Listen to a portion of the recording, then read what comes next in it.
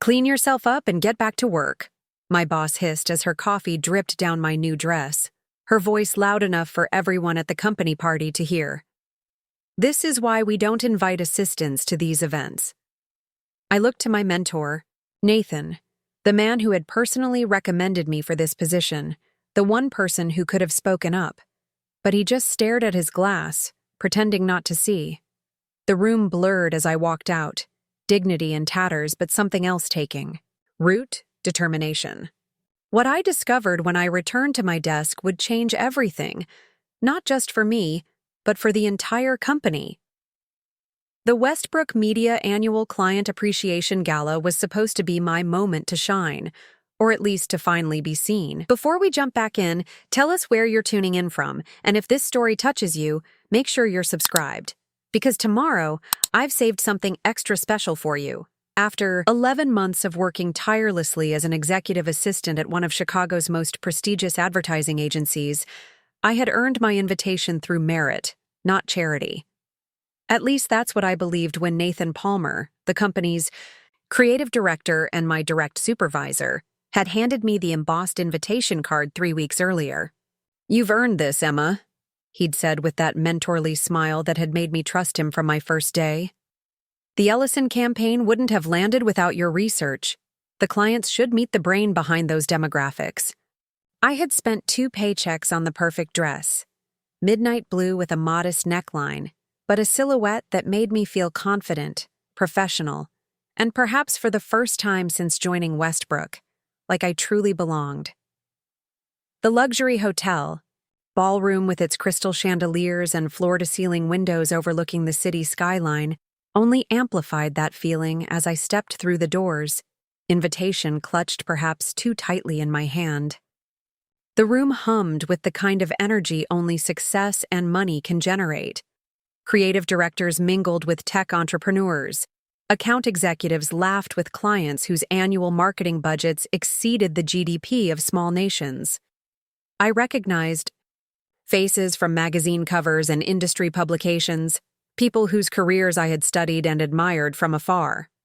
Now we were breathing the same air, occupying the same space, though the invisible lines of hierarchy remained firmly drawn.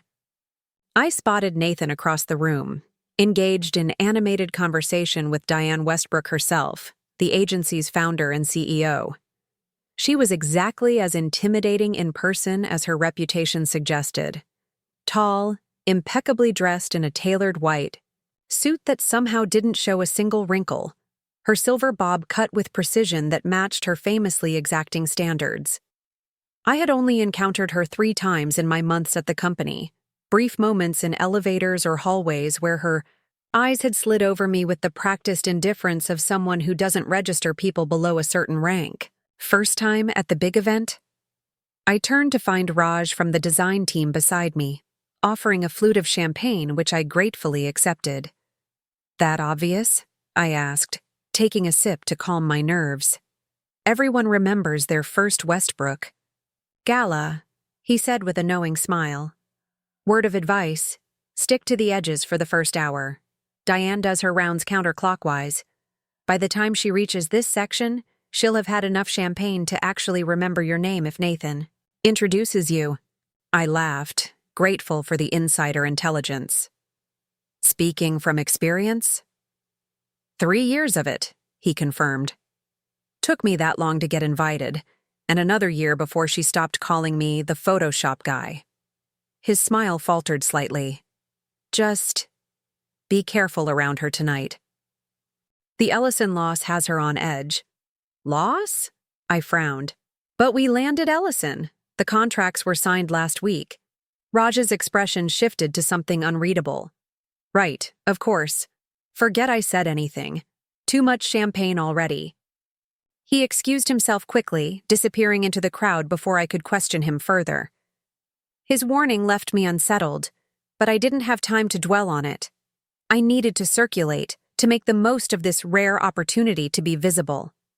I spent the next hour doing exactly as Raj had suggested, moving along the edges of the room, engaging in brief conversations with colleagues I rarely saw outside of video calls, collecting business cards from potential contacts, and mentally filing away snippets of information that might prove useful in my role. I was reaching for a water at the refreshment table when I felt a presence beside me, the subtle shift in the atmosphere that happens when someone important enters your orbit. I turned to find Diane Westbrook herself, reaching for a coffee from the silver service. "You're Palmer's assistant," she said. Not a question, but not exactly an acknowledgement either. "Yes, Ms. Westbrook. Emma Harlow." I extended my hand, which she regarded for a moment before taking it in a brief, firm handshake. "I've been working on the Ellison account with Nathan." Something flickered in her eyes. Irritation, perhaps, or something sharper. "Ah, the demographic research. Yes, I compiled the—" "I'm familiar with your contribution," she cut me off, her tone making it clear that contribution might be an overstatement. "Tell me, Ms. Harlow, do you believe the Ellison campaign is sustainable long-term?"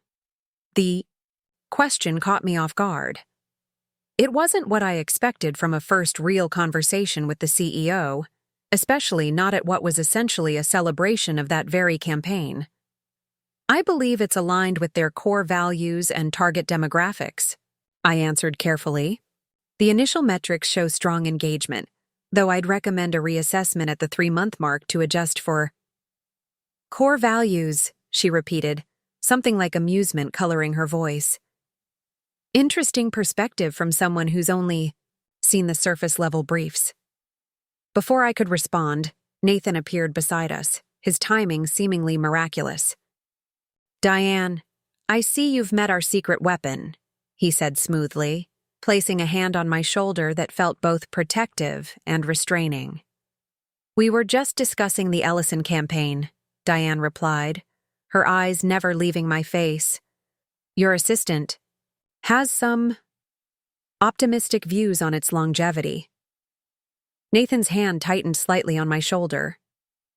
"Emma has been invaluable to the team," he said, his voice carrying the forced cheerfulness of someone navigating a minefield. "In fact, the client specifically mentioned her research during the final presentation. Is that so?" Diane's expression remained unreadable as she raised her coffee cup to her lips.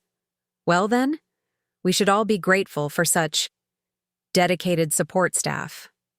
It was the dismissal in her tone that made me straighten my spine, a reflexive response to being reduced to support staff after months of working far beyond my job description.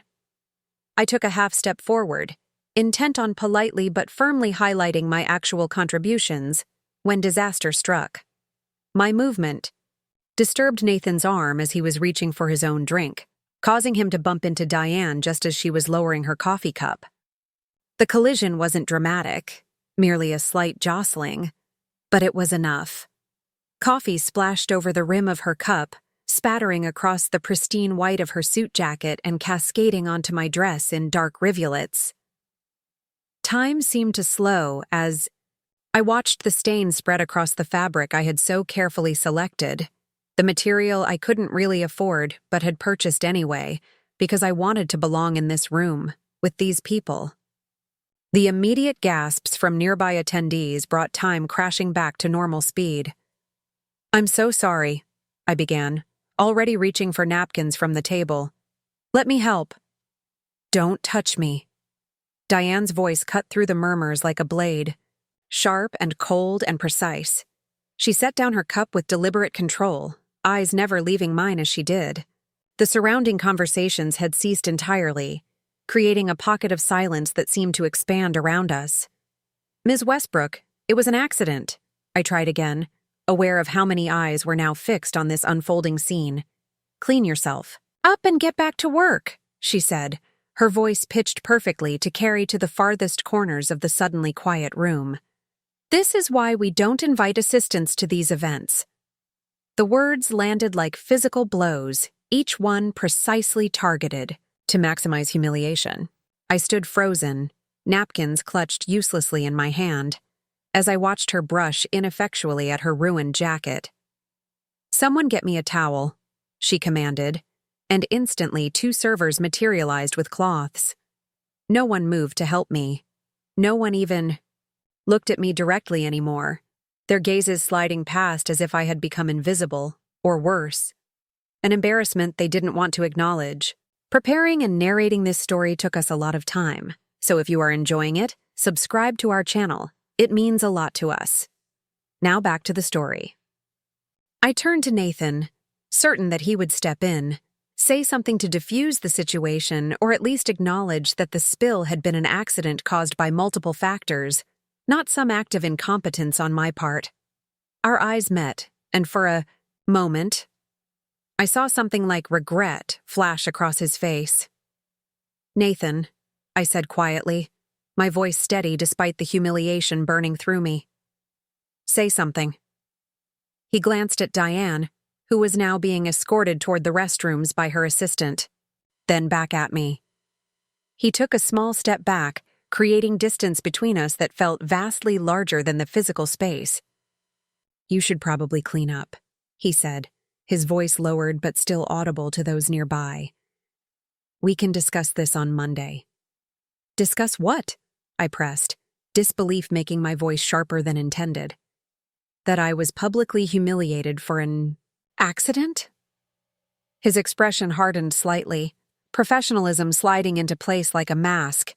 "Emma, this isn't the time or place. These events are important for client relationships. Just take care of your dress and we'll sort everything out later."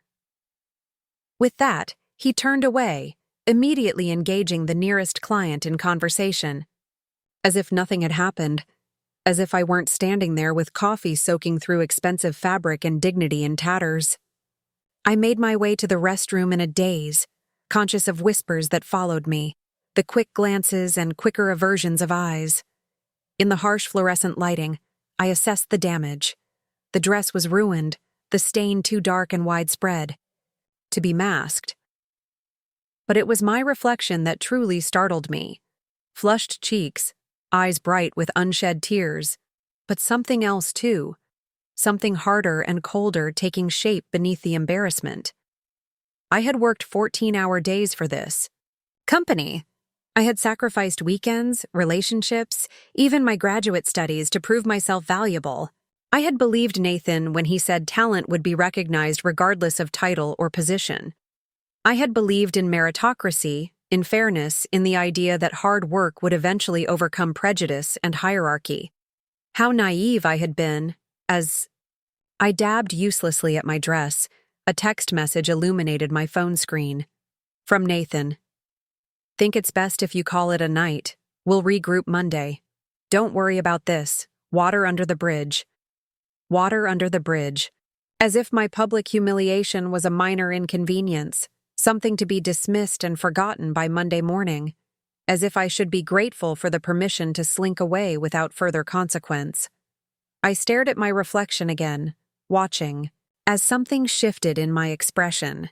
The hurt calcifying into resolve, embarrassment hardening into determination.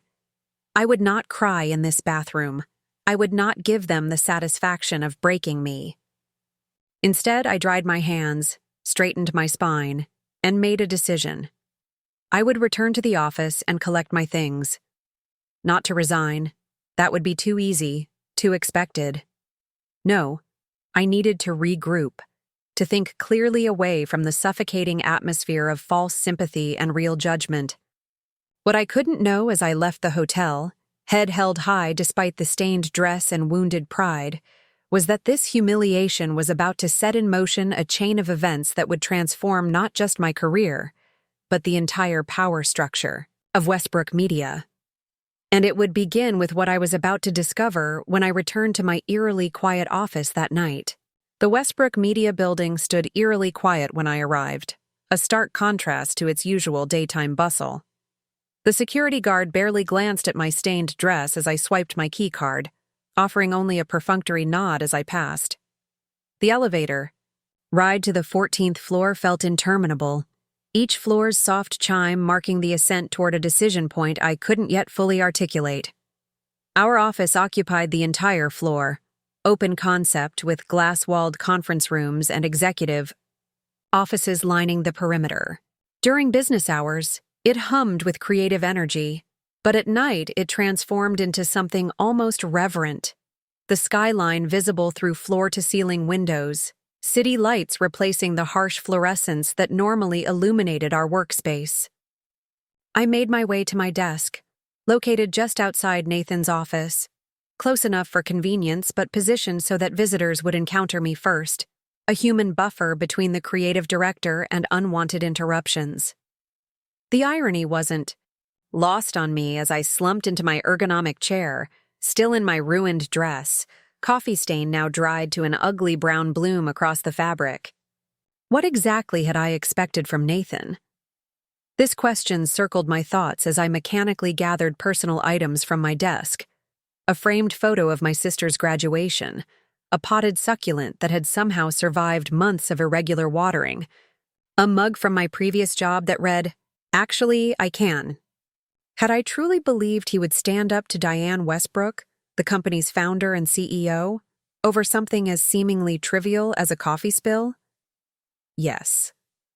The realization landed with unexpected weight. I had expected exactly that. Not a dramatic confrontation. Not career suicide, but something, anything, that acknowledged my humanity, my dignity, my value beyond my job title. I opened my laptop, intending to download personal files before the weekend, when a notification caught my attention. A new shared folder had appeared in my company drive, titled simply, Ellison Revised. I frowned, clicking it open. Nathan hadn't mentioned any revisions to the Ellison campaign, our biggest account and the very reason I'd been invited to tonight's event. The folder contained dozens of files, spreadsheets, presentation decks, creative briefs, and most curiously, a subfolder labeled Original Metrics that didn't follow our normal naming conventions. I opened it, curiosity momentarily displacing my hurt feelings. What I found made no sense at first. 2 sets of research data on the same campaign, with dramatically different projections. 1. The version I recognized, the one I had helped compile, showed strong initial engagement rates and promising long-term sustainability metrics. The other showed dismal 6-month projections, indicating the campaign would lose effectiveness rapidly after launch. I checked the metadata. My version had been created first. The pessimistic version had been created 3 weeks later, directly, before the final client presentation that Nathan had handled personally. "This can't be right," I murmured to the empty office, scrolling through more files. An email thread caught my eye. Forwarded messages between Nathan and Diane, with the subject line, Ellison Pivot Strategy. I hesitated only briefly before opening it. What I read turned my confusion to shock, then rapidly to a cold, clarifying anger. Nathan, attached revised projections for Ellison. Use these for the board presentation Friday. Original numbers don't support our acquisition strategy. D.W. Nathan's response, Diane. These numbers are significantly different from Emma's research. The team will notice the discrepancy. NP. Her reply came just 20 minutes later. The team doesn't need to see these, board presentation only. We need to show Ellison underperforming by Q3 to justify the recommendation to merge with Brightline. Digital in Q4. Keep Emma focused on implementation, not strategy. DW. His final response. Understood. I'll handle the presentation personally. NP. My hands had gone numb on the keyboard. Brightline Digital was Ellison's direct competitor. A merger, or more accurately, an acquisition, would effectively dissolve the smaller Ellison brand into Brightline's larger market presence. And Westbrook Media was orchestrating it by deliberately tanking a campaign they'd sold to Ellison as revolutionary. I sat back, trying to process what I was seeing. This wasn't just unethical, it was potentially illegal, manipulating a client into a vulnerable position to force a merger that would ultimately benefit Westbrook's bottom line through increased billings with the larger conglomerate. And Nathan had known. My mentor, the person who had recruited me from my previous job with promises of meritocracy and ethical creative practices, had knowingly used my research as a baseline and then twisted, it to support this scheme. Worse, he had kept me in the dark while using my work to build the foundation of this deception. Those late nights I'd spent analyzing consumer behavior patterns, the weekends sacrificed to perfect the demographic targeting strategy, all of it had been used not to help our clients succeed, but to set them up for failure and acquisition. Raj's strange comment at the party suddenly made sense. The Ellison loss has her on edge. He knew. Perhaps not the whole scheme, but enough to recognize that the campaign was designed to fail. How many others were aware? How deep did this deception go? I copied the entire folder to my personal drive, hands trembling slightly as I worked. This wasn't just about a coffee stain anymore, or even about Nathan's betrayal in that moment of public humiliation. This was about systematic deception, about using people, both clients and employees, as pawns in a corporate chess game I hadn't even known I was playing. As I continued digging through files, more revelations emerged. This wasn't the first. Time Westbrook had employed this strategy. 3 previous accounts had followed similar patterns, promising initial campaigns, mysteriously underperforming metrics, and eventual mergers or acquisitions that benefited larger entities with ties to Westbrook's parent company. The Ellison account was simply the latest target, and I had unwittingly provided the ammunition. My phone buzzed with a text from Raj. "You okay? That was brutal back there." I stared at the message, unsure how to respond. Was he checking on me? Out of genuine concern or monitoring damage control? How could I know who to trust when the person I'd trusted most had orchestrated this elaborate deception? Another text arrived, this one from Nathan. "Heading home. Everything okay?" My thumb hovered over the keyboard. I could confront him now, demand explanations, but instinct told me to wait. Knowledge was power, and right now, I possessed knowledge that neither Nathan nor Diane realized I had.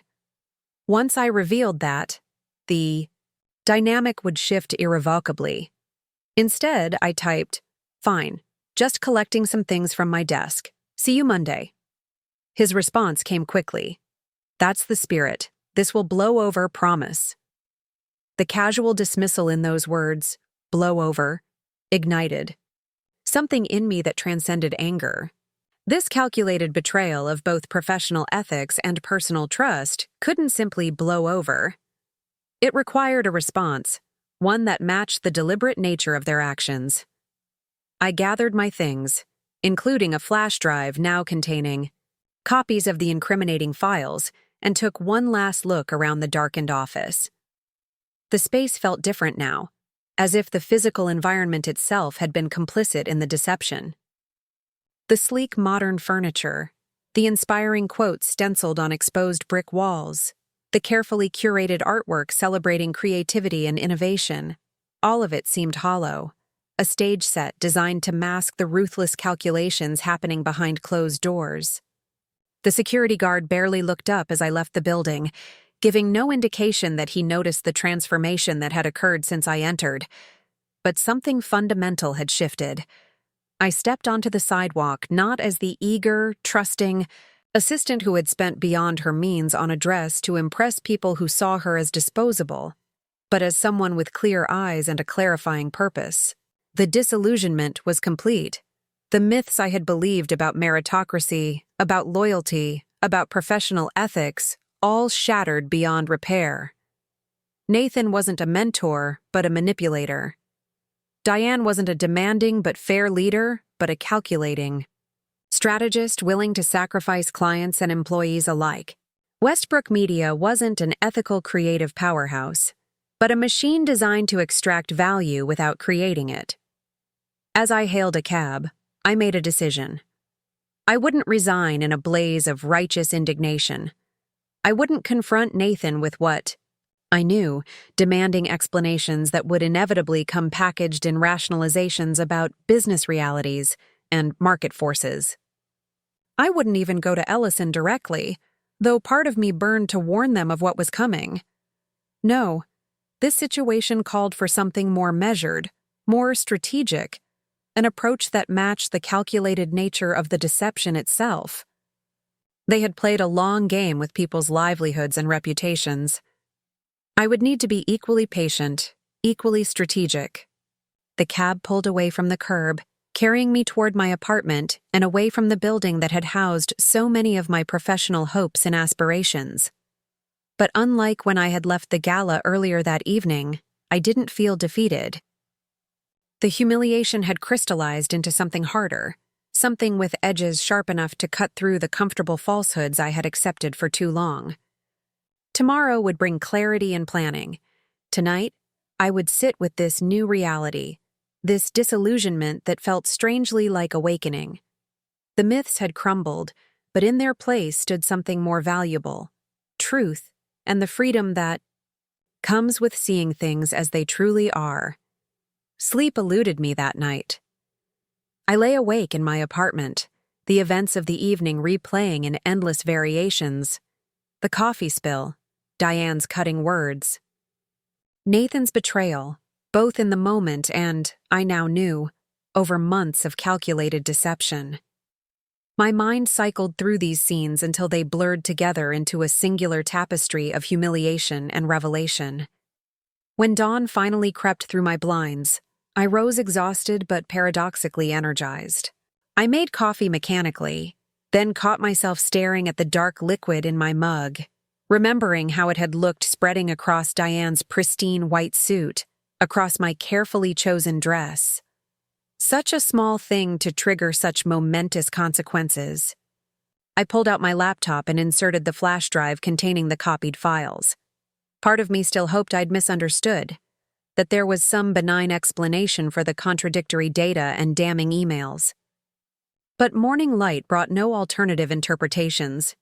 If anything, with fatigue-stripped defenses, the reality hit even harder. My phone buzzed with a text from Tessa, my roommate from college who now worked at a competing agency. Heard about the Westbrook Gala disaster. You okay? Want to grab brunch and decompress? News traveled fast in our industry. I wondered what version of events she'd heard, how I was being portrayed in the retelling. The incompetent assistant who couldn't navigate a cocktail party? The diversity hire who couldn't handle the pressure? I'd heard the whispers before about others who had fallen from favor at prestigious agencies. Can't today, I texted back. Deadlines. Rain check? I couldn't face questions yet, couldn't craft a version of events that wouldn't reveal too much while still preserving my dignity. More importantly, I couldn't risk letting slip what I'd discovered before I'd decided what to do with the information. Instead, I spent the morning researching corporate whistleblower protections, SEC regulations regarding market manipulation, FTC guidelines on deceptive advertising practices, contract law as it pertained to agency-client relationships. I filled a notebook with citations, frameworks, potential approaches. By midday, my analytical mind had constructed a reasonably comprehensive understanding of the legal landscape. But the emotional terrain remained treacherous, unexplored. I closed my laptop and finally allowed myself to feel. The anger came first, a white-hot rage that made my hands tremble. I had trusted Nathan completely.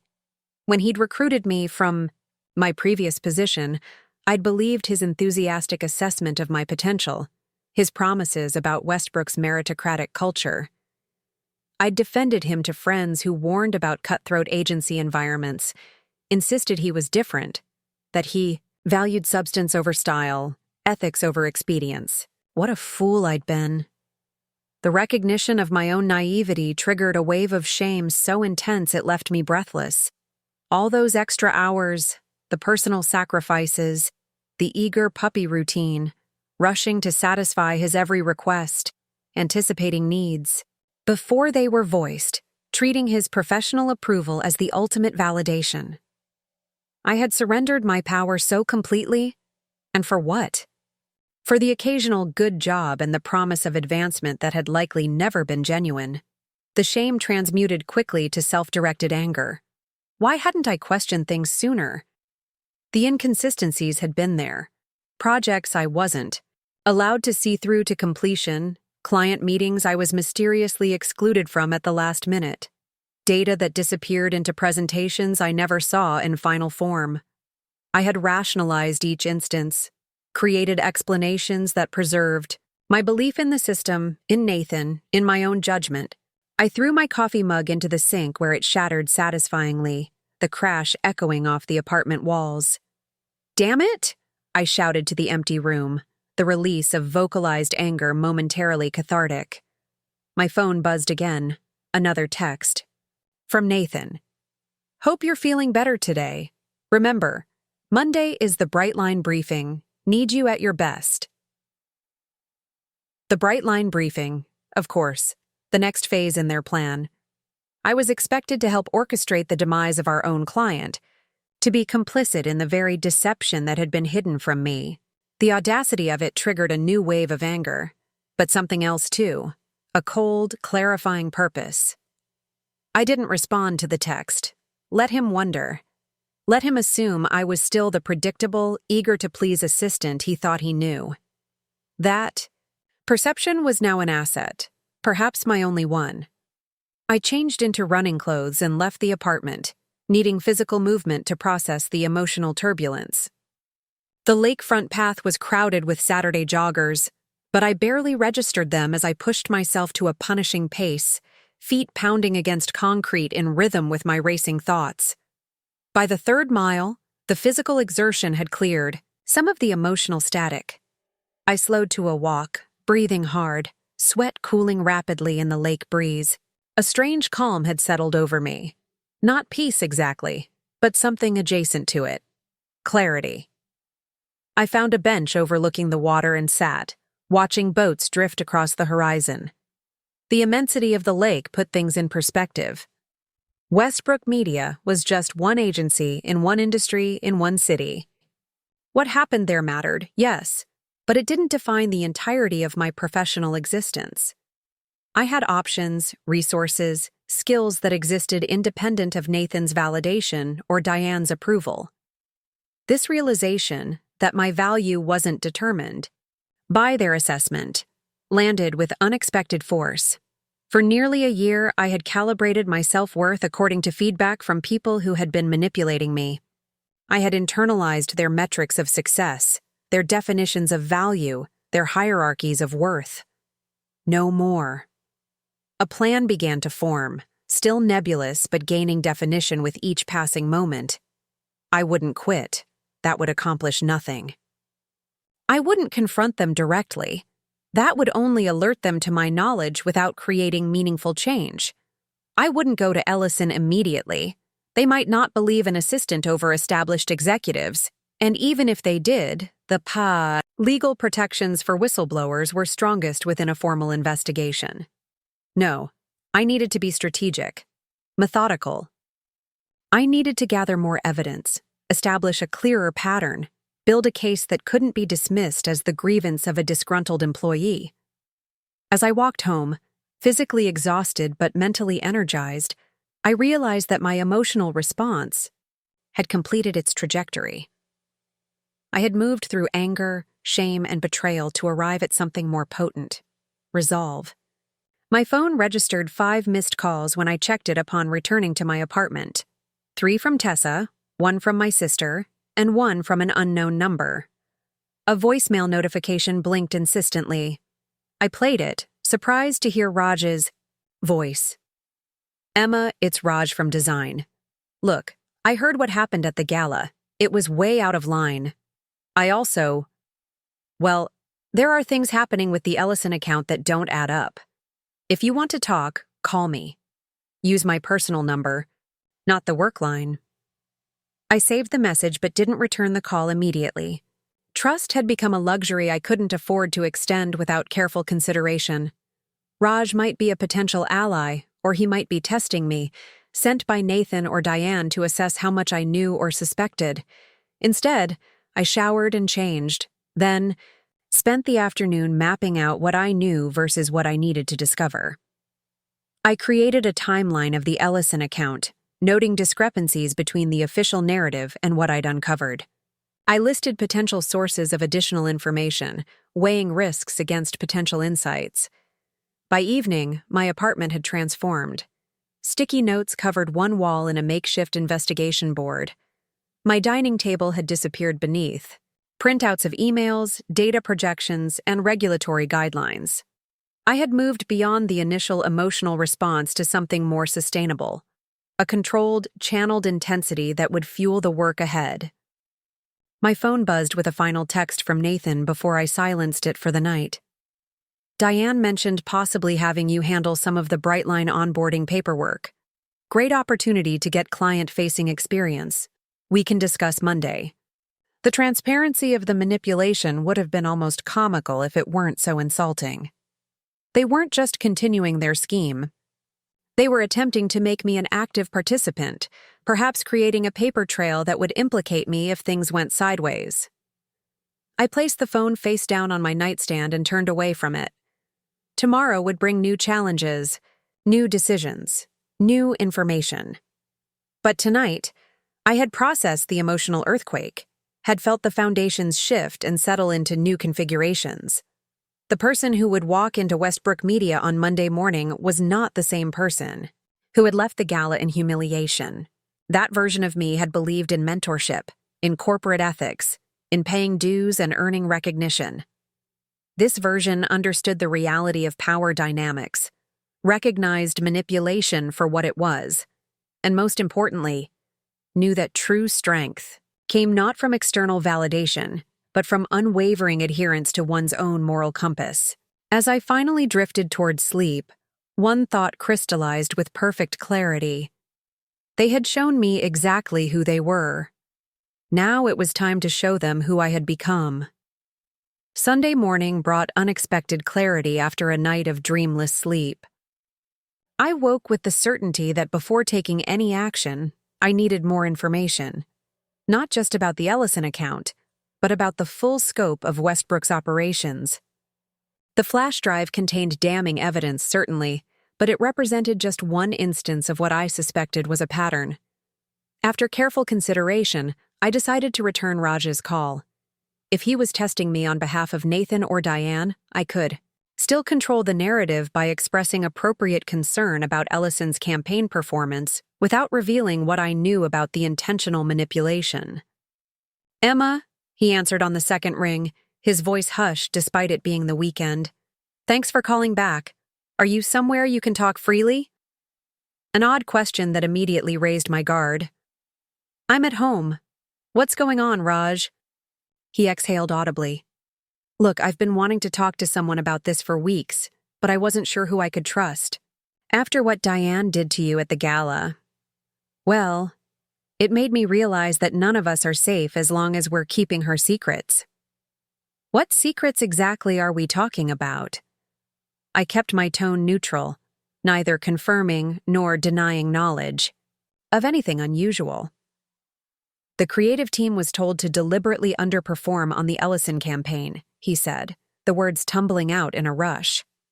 Design elements that tested well in focus groups were replaced with inferior versions. The UI for their new platform was intentionally made less intuitive.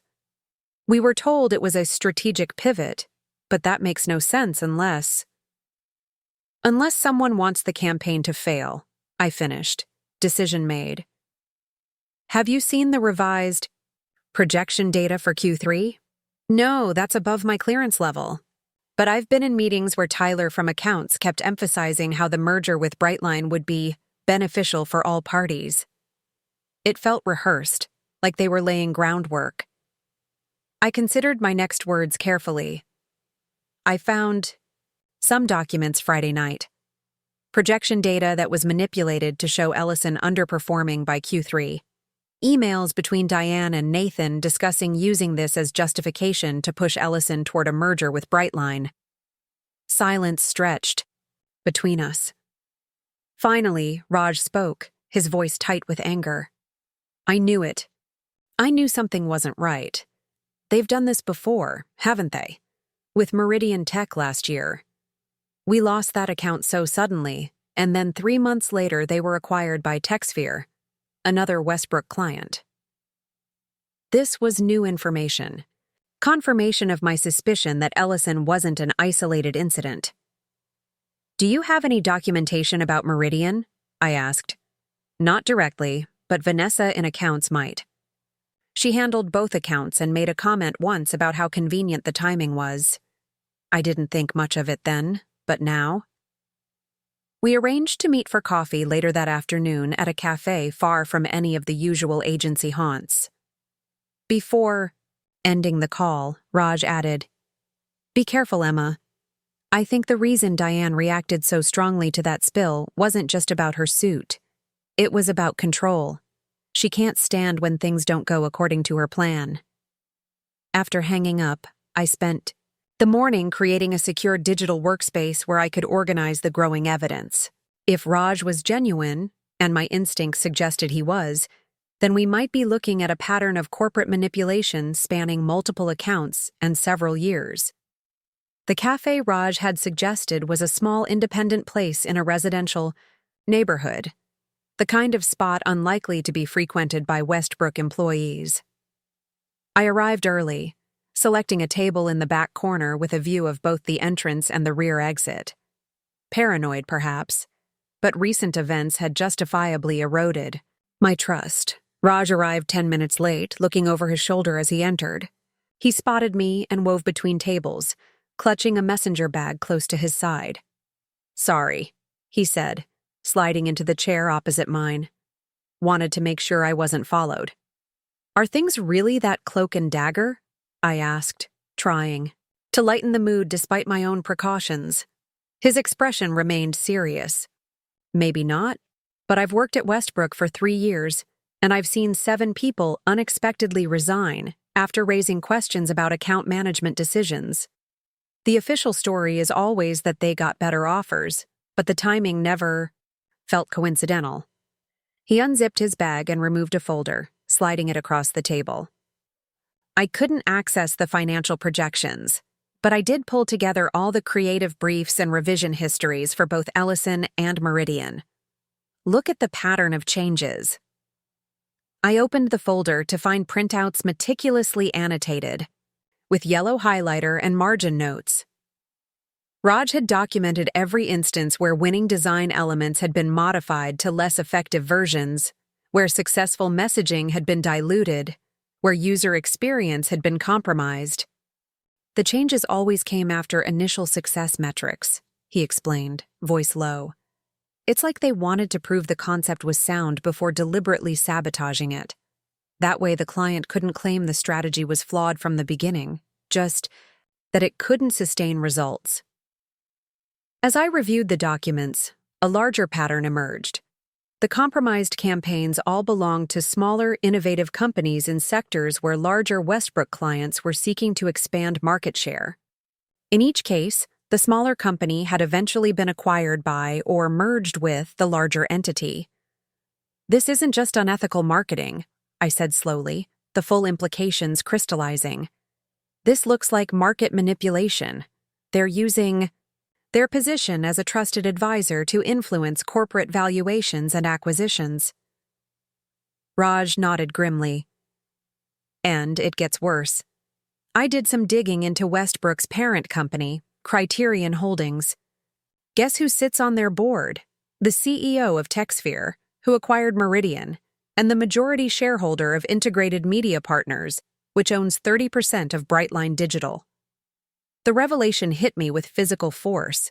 This wasn't just a case of an agency playing both sides against the middle for increased billings.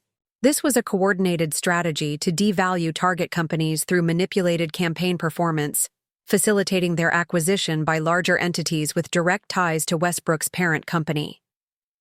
The conflicts of interest were staggering, potentially crossing from unethical into illegal territory.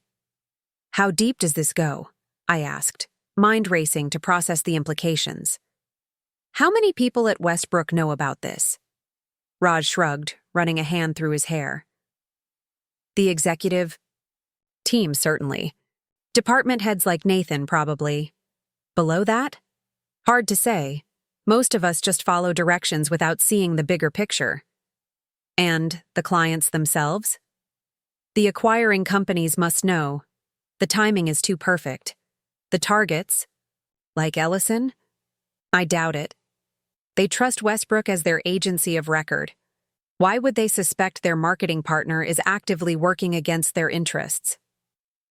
I sat back, trying to absorb the magnitude of what we had uncovered.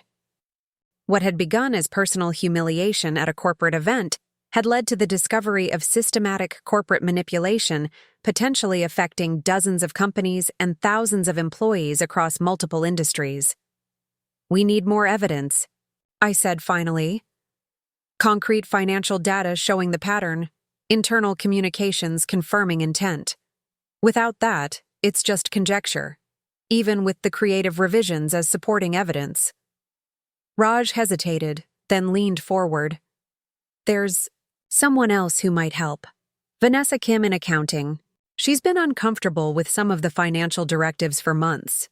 After what happened to you at the gala, she approached me, knowing we sometimes collaborate on projects. She has access to the financial reporting systems. Can we trust her? After Nathan's betrayal, I was wary of extending trust too easily. I think so. She's been with Westbrook for 8 years, passed over for promotion 3 times despite excellent performance reviews. Word is Diane doesn't consider her executive material. She has her own reasons to want things to change. It was a risk, but a calculated one. Set up a meeting, somewhere private, and Raj. Don't put anything in writing. No emails, no texts, not through company channels or personal devices. He nodded, understanding the precaution. What about tomorrow? The Brightline briefing. Are you going in? I had considered calling in sick, avoiding the office while I processed everything. But that would only raise suspicions, potentially alerting Diane and Nathan that something was amiss. I'll be there, I said. Acting normal, playing my part. They expect me to be slightly subdued after the gala incident, but ultimately compliant. That's exactly what they'll see. As Raj gathered his materials, a new thought struck me. The client presentation for Ellison's Q2 results is next week, right? Will you be there? I'm scheduled to present the creative performance metrics. Why? Because that might be our best opportunity to gather everyone involved in one room. Westbrook executives, Ellison decision-makers, possibly even representatives. From Brightline if they're laying merger groundwork. If we're going to act, that meeting would maximize impact. He looked uncertain. What exactly are you planning, Emma? I wasn't entirely sure yet, but the outlines of a strategy were taking shape. Something that can't be dismissed or covered up. Something that addresses the systemic issue, not just the Ellison situation. But first, we need irrefutable evidence, which means we need Vanessa. As we parted ways outside the cafe, I felt a strange sense of vertigo, the disorienting recognition that what had begun as a personal grievance had expanded into something far larger than myself. The coffee spill, Diane's cruelty, Nathan's betrayal. These were merely symptoms of a corporate culture built on deception and manipulation. The revelation had transformed my understanding not just of recent events, but of my entire professional experience at Westbrook. The meritocracy I thought I was working within was actually a carefully managed system of exploitation, where talent and dedication were resources to be harvested rather than attributes to be rewarded. Walking home through the afternoon sunshine, I felt oddly lightened despite the weight of what we'd uncovered. The path forward was fraught with risk, certainly, but for the first time since joining Westbrook, I was acting with full awareness of the true dynamics at play. The revelation had stripped away illusions, leaving only clarity of purpose in their place. Tomorrow would bring new challenges as I returned to Westbrook, performing the role of chastened assistant while advancing our investigation. But tonight, I would continue building our case, preparing for a reckoning none of them saw coming. Monday morning arrived with a physical weight that settled in my chest as I dressed for work. I chose my outfit carefully. A charcoal gray suit I rarely wore, conservative and unmemorable. Today was about blending in, becoming part of the background scenery at Westbrook Media while advancing our investigation. The elevator ride to the 14th floor felt like ascending to a theatrical performance where I'd been cast in a role. I now understood completely. The doors opened to reveal the familiar hustle of a Monday morning. Creative teams huddled around concept boards, account managers balancing coffee cups while scrolling through emails, the steady hum of an agency preparing to launch into a new week of campaigns and pitches. Several colleagues glanced my way as I walked to my desk, their expressions a mixture of curiosity and discomfort. News of the gala incident had clearly circulated. A few offered tight smiles or awkward nods. Most averted their eyes, unsure how, to acknowledge what had happened. I nodded politely in return, projecting a carefully calibrated demeanor, not defeated, but appropriately subdued.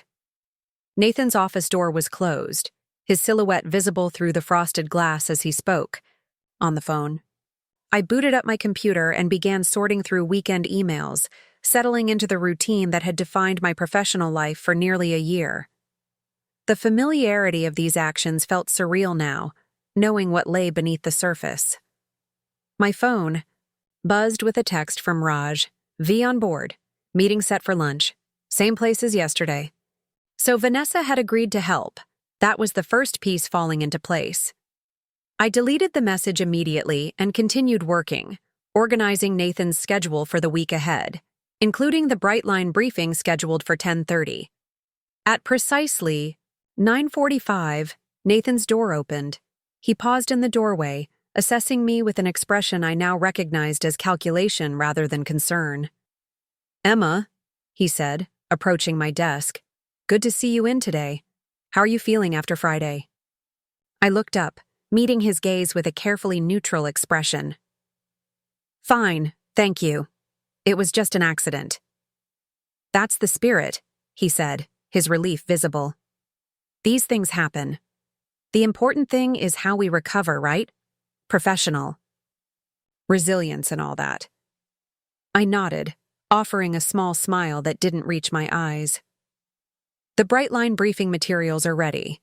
I've prepared copies for everyone and updated the presentation with the latest metrics." Metrics I now knew were deliberately manipulated, though the knowledge remained carefully hidden behind my professional mask. "Excellent. That's what I appreciate about you, Emma. Your ability to focus on what matters." He leaned against my desk, lowering his voice. "Between us, Diane feels terrible about overreacting. It was the stress of the Ellison situation. You understand." The lie was so transparent it almost made me laugh. Diane Westbrook had never felt terrible about anything in her professional life, and certainly not about putting an assistant in her place. But I nodded as if this information brought relief. "Of course, no hard feelings. That's what makes you special. Most people in this business can't separate the personal from the professional." He straightened, adjusting his cuffs. "We'll head to the Brightline briefing together. I want you to take notes on their marketing automation needs. Good experience for you." As he walked away, I felt a chill of recognition. This wasn't just about bringing me to a meeting. It was about creating a paper trail connecting me to the Brightline relationship, making me complicit in whatever scheme they were orchestrating. If things went sideways, they'd have documentation showing my involvement. The briefing itself was an exercise in theatrical performance. Executives from Brightline Digital arrived with the confident air of people who already knew the outcome, of negotiations not yet officially begun. Nathan introduced me as our Ellison specialist, a designation that carried new meaning given what I now knew about their plans for that account. I took meticulous notes, recording everything while appearing to notice nothing unusual. When questions arose about Ellison's market position, I provided factual information without embellishment, careful not to reveal my awareness of the manipulation underway.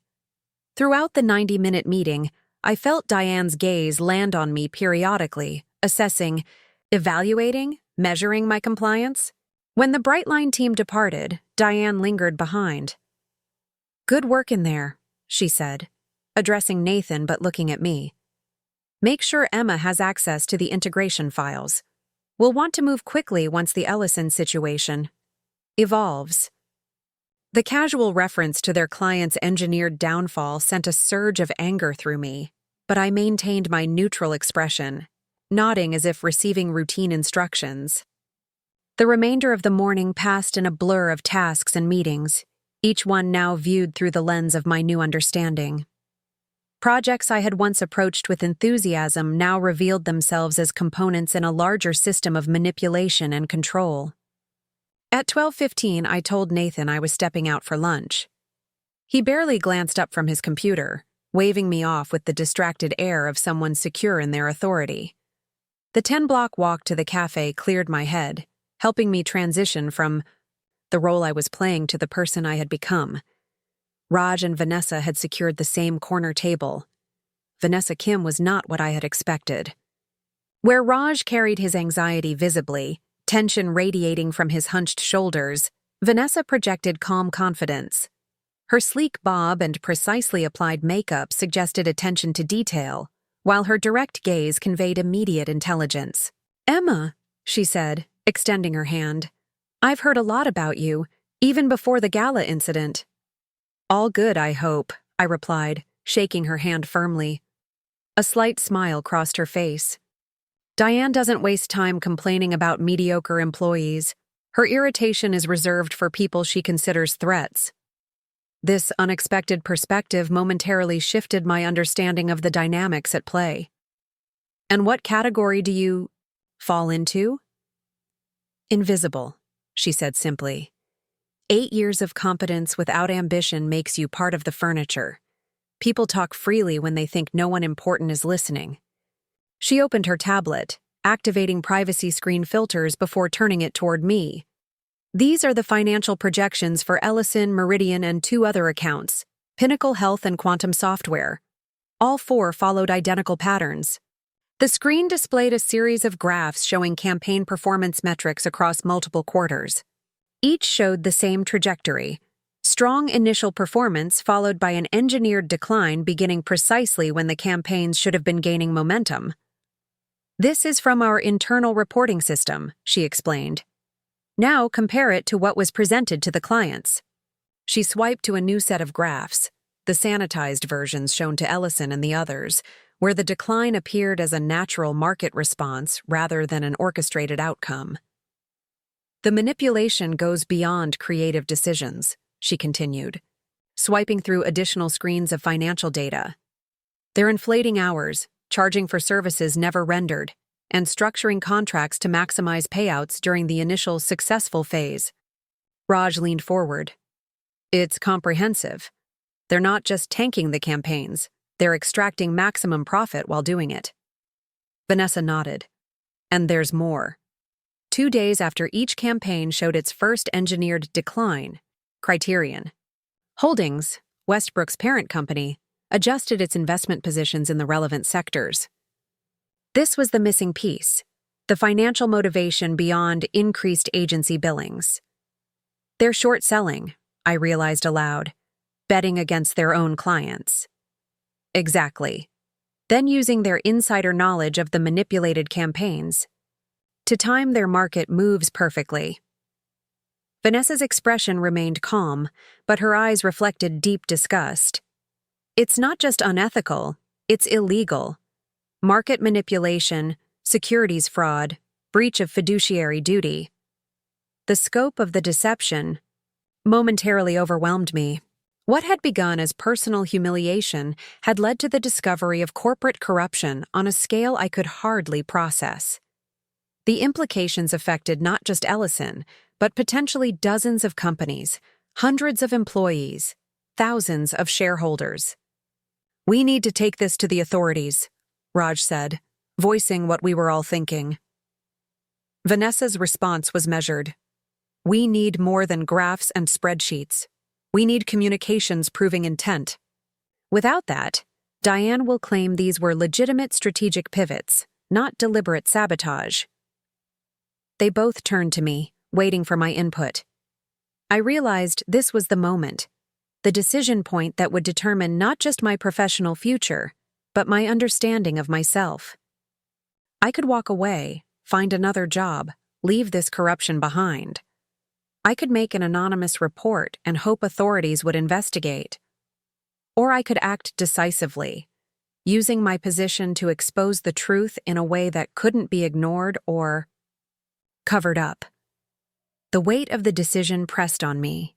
The safest option was to walk away. The most conventionally responsible option was to report anonymously. But neither addressed the systemic problem or held the responsible parties fully accountable. "The Ellison Q2 presentation is Thursday," I said finally. "Everyone will be there. Ellison executives, Westbrook leadership, account teams. If we're going to act, that's our moment." "What exactly are you suggesting?" Vanessa asked, her expression both cautious and curious. "A public exposure. Not just to authorities after the fact, but to everyone simultaneously. Clients, executives, employees, industry press. Something that can't be contained or spun." Raj looked alarmed. "That's career suicide. They'll blacklist all of us." "Maybe," I acknowledged. "Or maybe exposing corruption on this scale redefines our careers. Either way, we'd be acting according to our values, not their rules." The three of us sat in silence, the magnitude of the potential actions settling over the table. Finally, Vanessa spoke. "To do this right, we'd need irrefutable evidence of intent. Communications, recordings, something that clearly shows they knew what they were doing." I thought of Nathan's office, of the executive meeting rooms where decisions were made, of the digital systems where communications were stored. Access was the key. Access I had as Nathan's trusted assistant. "I can get that evidence," I said, the decision crystallizing as I spoke. "But I'll need both of you to help compile and organize what we already have. We need to make our case airtight." The choice, once made, brought unexpected clarity. The anger and betrayal that had driven me since Friday night transformed into focused resolve. This wasn't about revenge for a public humiliation anymore. It was about justice, accountability, and protecting others from becoming victims of the same system. As we outlined next steps, dividing responsibilities and establishing secure communication protocols, I felt a profound shift in my understanding of power. True power wasn't Diane's ability to humiliate subordinates or Nathan's skill at manipulation. True power lay in the choice to act with integrity even at personal cost. I returned to Westbrook after lunch, moving through the familiar space with new purpose. The decision had been made. The path forward was clear. Whatever consequences followed, I would face them knowing I had chosen to stand for something larger than myself. Nathan glanced up as I passed his office. "Everything good, Emma?" I smiled, the expression genuine for the first time in days. "Better than good. Everything is exactly as it should be." The next 2 days became an intricate dance of maintaining appearances while systematically gathering evidence. Each hour at Westbrook now served a dual purpose, fulfilling my official duties while advancing our investigation. Tuesday morning brought a new level of complexity when Diane called me into her office, a rare summons that immediately put me on high alert. "Close the door," she instructed as I entered. Her office occupied the building's corner, floor-to-ceiling windows offering panoramic views of the city. Unlike Nathan's space, with its creative clutter and industry awards, Diane's office was minimalist to the point of severity. Glass, chrome, and white surfaces, uninterrupted by personal touches. "I wanted to speak with you directly about the Ellison presentation," she said, not bothering with preamble. "Nathan tells me you've been instrumental in preparing the Q2 analysis." I maintained a neutral expression, though my pulse quickened. "Yes, I've been compiling the performance metrics and organizing the presentation flow." She studied me with the calculating gaze I'd come to recognize. the look of someone constantly assessing utility and threat potential. "I understand there was some awkwardness at the gala. I want to assure you that such incidents don't impact professional evaluations at Westbrook." The statement was so clearly disingenuous that responding felt almost unnecessary, but the role required it. "I appreciate that, Ms. Westbrook. Given your involvement with the Ellison account, I'd like you to attend Thursday's presentation. Not just to take notes, but to address specific sections of the performance data." This was unexpected, potentially an opportunity, but also possibly a trap. "Which sections specifically?" "The demographic engagement metrics and the Q3 projections," she said, watching my reaction closely. "Nathan speaks highly of your analytical skills. This is a chance to demonstrate them directly to the client." The Q3 projections, the very data I knew to be deliberately manipulated. She was testing me, creating a situation where I would either have to present falsified information as fact or risk exposing what I knew prematurely. "I'd be happy to present those sections," I said, matching her evaluative gaze with calm assurance. "I've been tracking the patterns closely." Something like satisfaction flickered across her face. "Excellent. We'll need you to join the prep session tomorrow afternoon as well. My assistant will send the details." As I left her office, the implication was clear. Diane was accelerating my involvement in the Ellison deception, creating a paper trail linking me directly to the manipulated projections. If our plan failed, I would be positioned as a knowing participant rather than a whistleblower. I texted Raj as soon as I was back at my desk. "Timeline accelerated. Meeting needed tonight." His response came quickly. "V's Place, 8 p.m., address to follow." The workday continued with a new edge of tension. I focused on gathering additional evidence, downloading communication logs, copying relevant files, photographing documents that couldn't be digitally accessed. Each action required careful timing to avoid detection by Westbrook's security systems. During lunch, I created a secure email account using a public library computer, then sent carefully scrubbed copies of key documents to this address, insurance against any attempt to seize or destroy evidence later. By late afternoon, I had compiled a substantial dossier, but still lacked the smoking gun, explicit communications proving that the manipulation was intentional and orchestrated at the highest levels. My opportunity came unexpectedly when Nathan approached my desk at 5:45. "Emma, I need to rush to a dinner with the Brightline execs. Can you finish the Ellison slide deck? Everything's there except the Q3 projection visuals. Use the revised dataset, not the original analytics." This was it, direct verbal instruction to use manipulated data. The revised set in the shared folder? I asked innocently. "No, the one on my desktop. I'll send you remote access credentials. Just don't upload the finished deck until I review it in the morning." I nodded, accepting the handwritten credentials he scribbled on a post-it. "No problem. I'll have it ready for your review first thing." As soon as he left, I used the credentials to access not just his desktop, but his entire digital workspace. Emails, calendar, project files, everything. Working quickly but methodically, I began searching for communications related to the Ellison account and the Brightline merger. The evidence was even more damning than anticipated. Emails between Diane, Nathan, and Criterion Holdings executives explicitly discussed the strategy of engineering campaign underperformance to drive down Ellison's market valuation. Calendar entries showed meetings with Brightline predating any official merger discussions. Financial projections detailed how Westbrook would benefit from increased billings once the larger Brightline account absorbed Ellison's budget.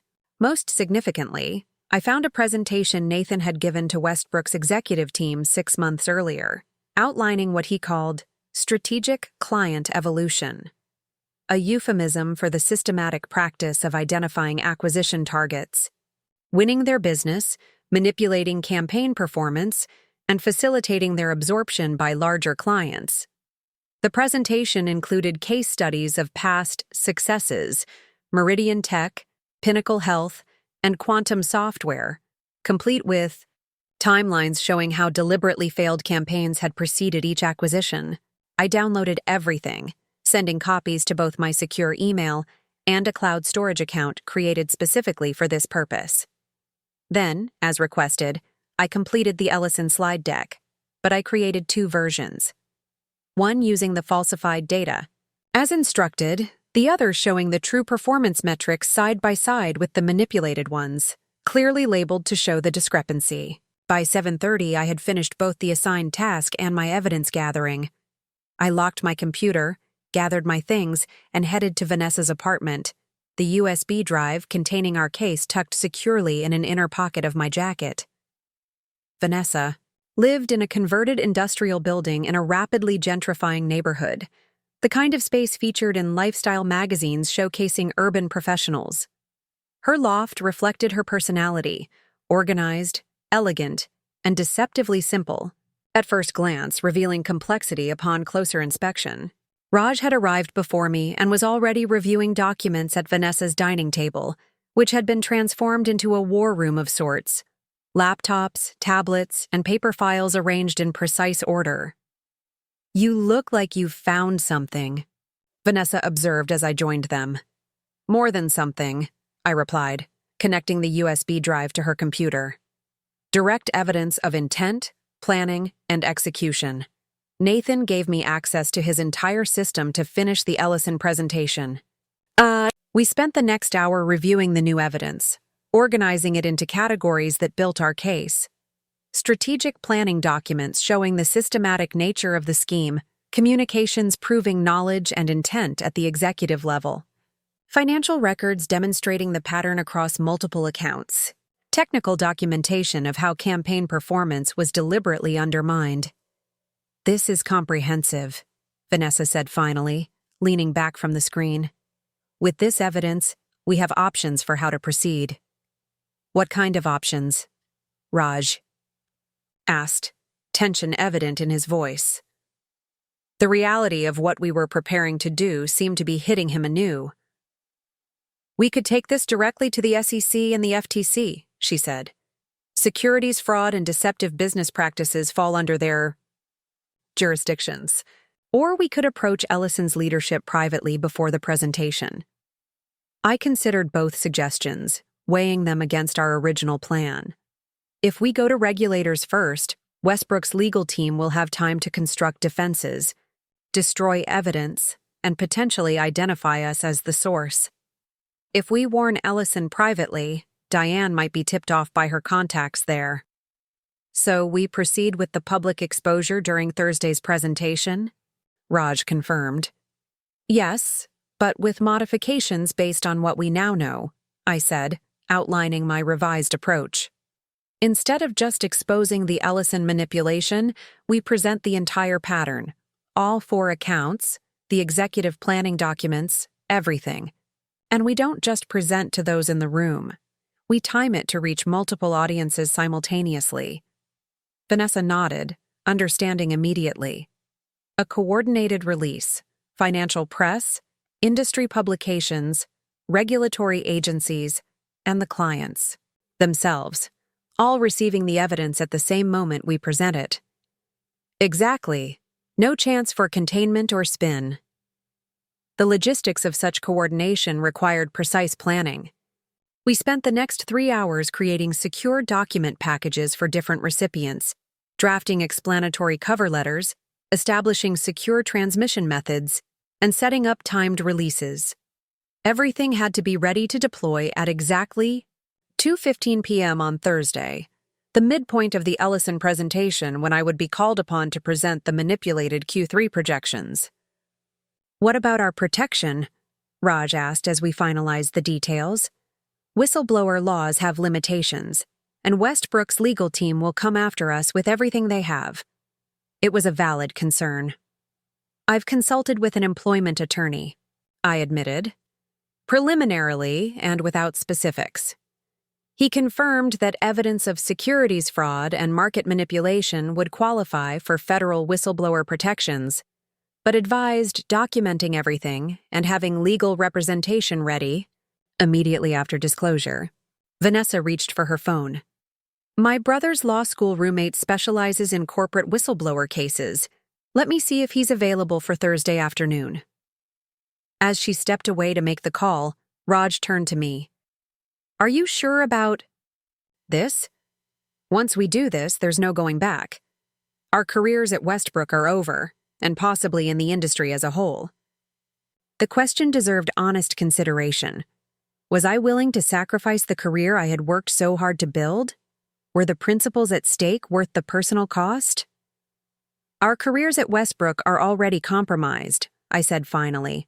Either we become complicit in their schemes, or will eventually be pushed out for raising questions. As for the industry, I'd rather build a new career than succeed in one that rewards this kind of behavior. He nodded slowly. When you put it that way. I've been uncomfortable for months, making excuses for decisions that felt wrong. Whatever happens Thursday, at least I'll be able to look at myself in the mirror again. Vanessa returned with confirmation that legal counsel would be on standby Thursday afternoon. We finalized our preparation, assigning last-minute tasks and establishing communication protocols for the next day. By midnight, our strategy was set, our evidence prepared, our contingencies planned. As I gathered my things to leave, Vanessa placed a hand on my arm.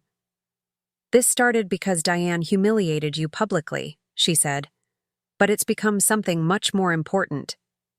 It has, I agreed. Thursday isn't about revenge for that moment. It's about accountability for a system that enables people like Diane to abuse their power at others' expense. Walking home through quiet streets, I felt a strange calm despite the magnitude of what we were preparing to do. The past few days had transformed me from someone seeking personal vindication to someone fighting for systemic change. Whatever consequences Thursday brought, I would face them knowing I had chosen integrity over compliance, action over acceptance. Tomorrow would be the final day of preparation, my last opportunity to gather any remaining evidence while maintaining the facade of the dutiful assistant. Then would come Thursday, and with it, a reckoning none of them saw coming. Wednesday unfolded with an otherworldly quality, as if I were moving through a familiar landscape suddenly rendered in slightly different colors. The office remained physically unchanged, the same open floor plan, the same rhythmic clacking of keyboards, the same strategic planning sessions behind glass walls, but my perception had fundamentally altered. I performed my routine tasks with mechanical precision, while my mind continuously assessed each interaction, each document, each email for its potential value to our case. The dual consciousness required, outwardly compliant while inwardly vigilant, created a strange dissociation that left me both hyper-aware and strangely detached. At 2:00 p.m., I joined Nathan and the creative team for the Ellison presentation prep session. Diane arrived 15 minutes late, commanding the room's attention without effort as she settled at the head of the conference table. Let's review the narrative arc, she said without preamble. Nathan, walk us through the flow. Nathan launched into a polished overview of the presentation strategy, beginning with the campaign's initial successes, transitioning to emerging challenges in the current quarter, and culminating in projections showing accelerating underperformance in Q3. The thoroughness of the deception was remarkable. Every data point had been carefully massaged, every graph subtly manipulated to tell a story of inevitable decline. Emma will present the demographic engagement metrics and Q3 projections, Nathan said, nodding in my direction. She's developed excellent insights into the pattern shifts. All eyes turned to me expectantly. I felt a momentary vertigo, aware of the chasm between the role I was playing and my actual intentions 24 hours from now. The key message is consistent across all demographics, I said, pulling up the manipulated slides I'd prepared according to Nathan's instructions. Initial strong engagement, followed by progressive disengagement, with the steepest declines projected, In the 2534 Urban Professional segment, Ellison's core market. Diane nodded approvingly. Good. Emphasize that this isn't just a temporary fluctuation but indicative of deeper market positioning issues. The goal is to create receptivity to strategic alternatives without explicitly mentioning Brightline yet. Of course, I replied, meeting her gaze with practiced neutrality. I've included comparison visualizations that make the trajectory unmistakable. The meeting continued for another hour, each participant refining their segment of the carefully orchestrated deception. I took detailed notes, not for the stated purpose of presentation preparation, but as additional evidence of explicit intent. As we concluded, Diane addressed me directly. Emma, I'd like you to join the executive breakfast with Ellison tomorrow before the main presentation. 8 a.m., the Hamilton Hotel, business formal. The invitation represented a significant elevation, executive. Breakfasts were typically reserved for department heads and above. I understood immediately that this was part of the same strategy as having me present the manipulated data, creating a record of my involvement at every stage. Thank you for the opportunity, I said, the words tasting bitter despite my neutral. I'll be there. As the room cleared, Nathan lingered behind, waiting until we were alone before speaking. You've handled this week impressively, he said, leaning against the conference table. Most people would still be licking their wounds after what happened at the gala. The casual reference to my public humiliation sent a flicker of anger through me, quickly suppressed. It was just an accident, I replied. Still, Diane doesn't forget things easily. The fact that she's giving you visibility with Ellison shows how valuable you've become to the team. There could be significant opportunities for advancement once the Brightline situation develops. The implication was clear. Continued complicity would be rewarded with career advancement. I wondered how many others at Westbrook had received similar implied promises, choosing security and promotion over questioning increasingly unethical practices. I appreciate the vote of confidence, I said carefully. I'm focused on making tomorrow's presentation successful. He clapped me on the shoulder before leaving, a gesture of camaraderie that once would have filled me with pride, but now felt hollow. I remained in the conference room for several minutes after he left, using the time to send coded updates to Raj and Vanessa about the executive breakfast addition to our timeline. The remainder of the workday passed in similar duality, outward, performance of my role, while inwardly finalizing details of tomorrow's exposure. By 6 o'clock, when I finally left the office, physical and mental exhaustion had set in. The constant vigilance, the performance of normalcy, the weight of what we were preparing to do, all of it exacted a toll I could no longer ignore. Instead of heading home, I walked to a small park several blocks from Westbrook's building. The early evening air carried the first hints of autumn, a welcome respite from summer's lingering heat. I found an empty bench overlooking a small pond and sat, allowing myself the luxury of unguarded reflection for the first time in days. Tomorrow would irrevocably alter the course of my professional life. Once we exposed Westbrook's systematic fraud, there would be no return to the career path I had envisioned when joining the agency. The industry connections I had carefully cultivated, the portfolio I had built, the professional identity I had constructed, all of it would become complicated by my role as a whistleblower. Was I truly prepared for the consequences? The question surfaced with unexpected force, bringing with it a wave of doubt I had suppressed during our frantic preparation. My phone buzzed with a text from Tessa. Drinks tonight? Haven't seen you in forever. The message from my former roommate, uninvolved and unaware of the situation, provided a sudden perspective shift. There was still a world beyond Westbrook, beyond the all-consuming focus of our investigation. I could step back, find another job, leave this corruption behind without sacrificing my career prospects. The temptation of that easier path spread through me like warmth, offering relief from the pressure of what we had planned. Why shouldering this burden? Why not leave it to someone with more authority, more protection, more institutional power? As I contemplated this potential escape route, an older woman took a seat at the opposite end of my bench, tossing breadcrumbs to the gathering ducks. She noticed my preoccupation and smiled. "Heavy thoughts for such a lovely evening," she observed. I managed a polite smile in return. "Just a work decision I'm struggling with." She nodded sagely. "The hardest decisions are usually between what's easy and what's right. Been facing those my whole life."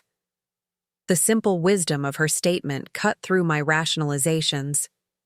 This wasn't just about my career trajectory or professional reputation. It was about the fundamental values that defined me beyond any job title or industry affiliation. I thought of the Ellison employees whose livelihoods would be affected by Westbrook's manipulation. I thought of other clients who might become targets of similar schemes if this pattern continued unchecked. I thought of junior staff like myself, gradually pulled into unethical practices through incremental compromises justified as industry realities. My phone buzzed again, this time with a message from Raj. "Last-minute prep meeting? Getting nervous." The vulnerability in his message reminded me that I wasn't acting alone. Raj and Vanessa had committed to this course of action, accepting similar risks to their careers. They had trusted my judgment, my determination, my conviction, that this was worth the inevitable fallout. I texted back, "Meet at the usual spot in 30. We've got this." Rising from the bench, I nodded farewell to the woman still feeding ducks. The brief interaction had served its purpose, jolting me out of spiraling doubt and back to the clarity of purpose that had been momentarily obscured by fear. The walk to our meeting spot, a 24-hour diner far from agency haunts, gave me time to process the inner conflict that had surfaced.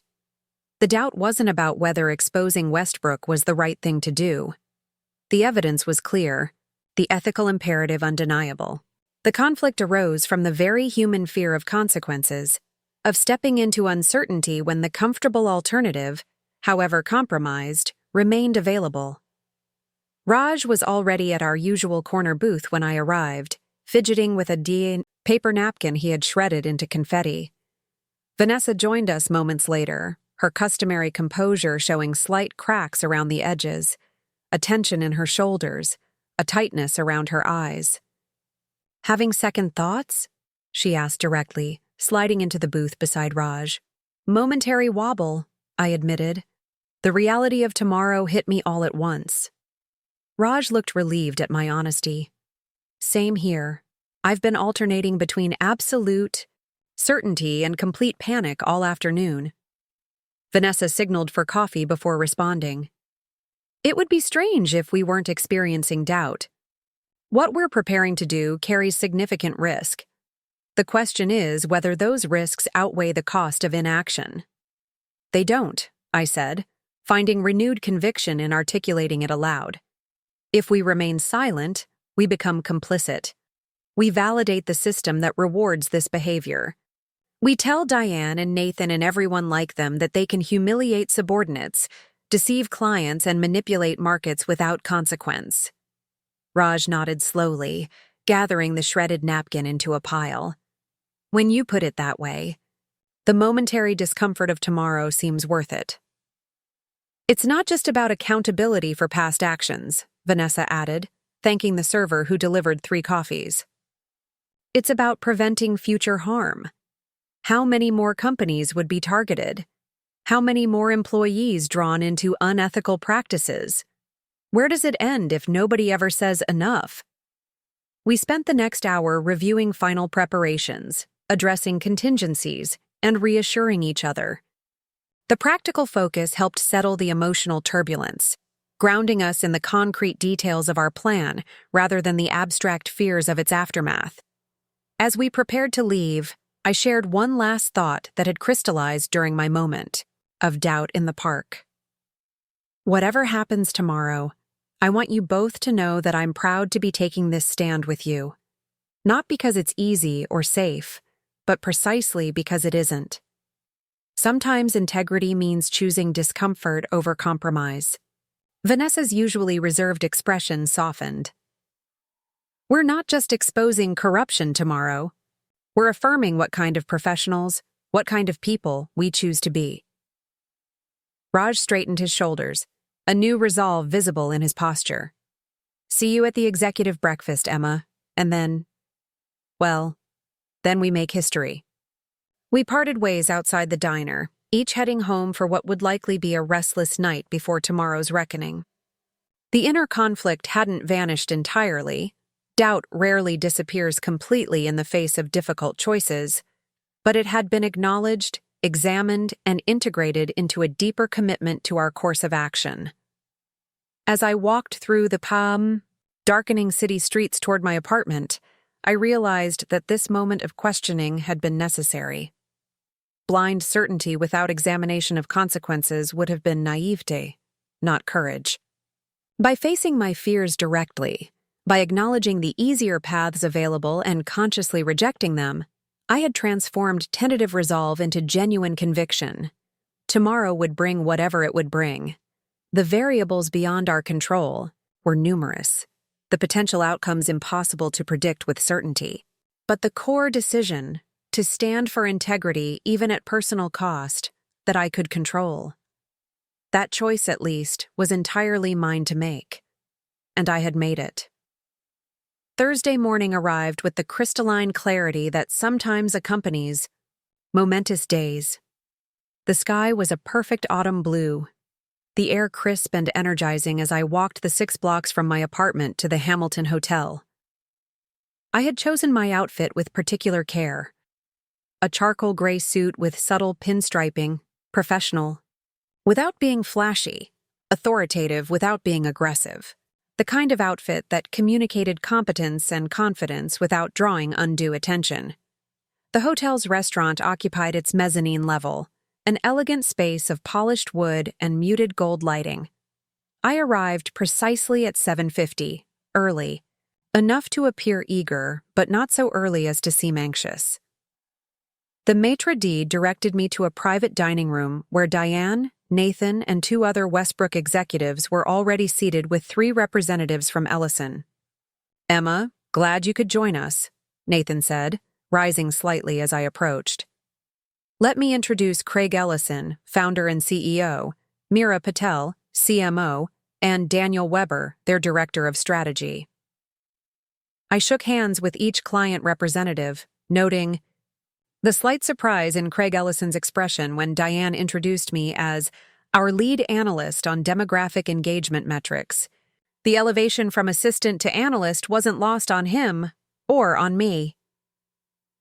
Emma's insights have been invaluable to understanding the shift in consumer response patterns, Diane added smoothly, gesturing for me to take the empty seat beside Nathan. The breakfast proceeded with carefully choreographed precision.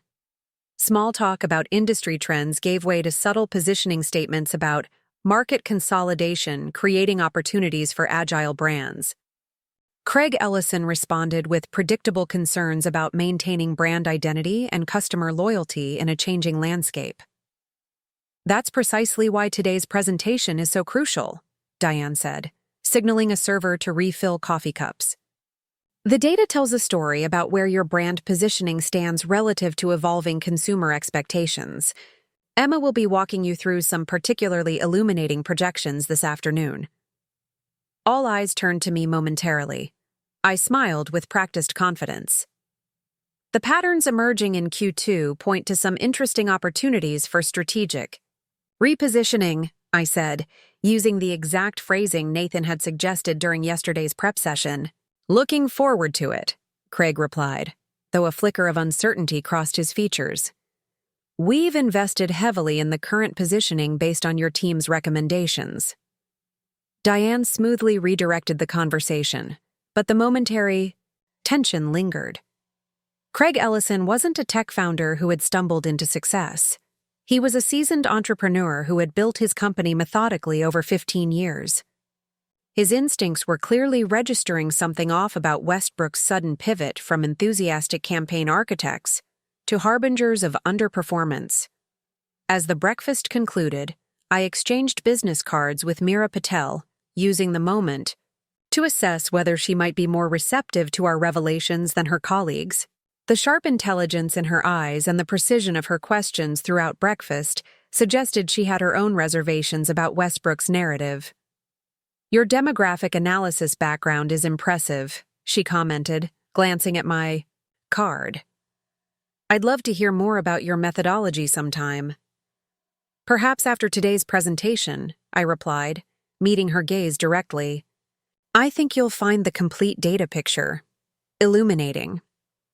She nodded, a barely perceptible narrowing of her eyes suggesting she'd caught the emphasis in my phrasing.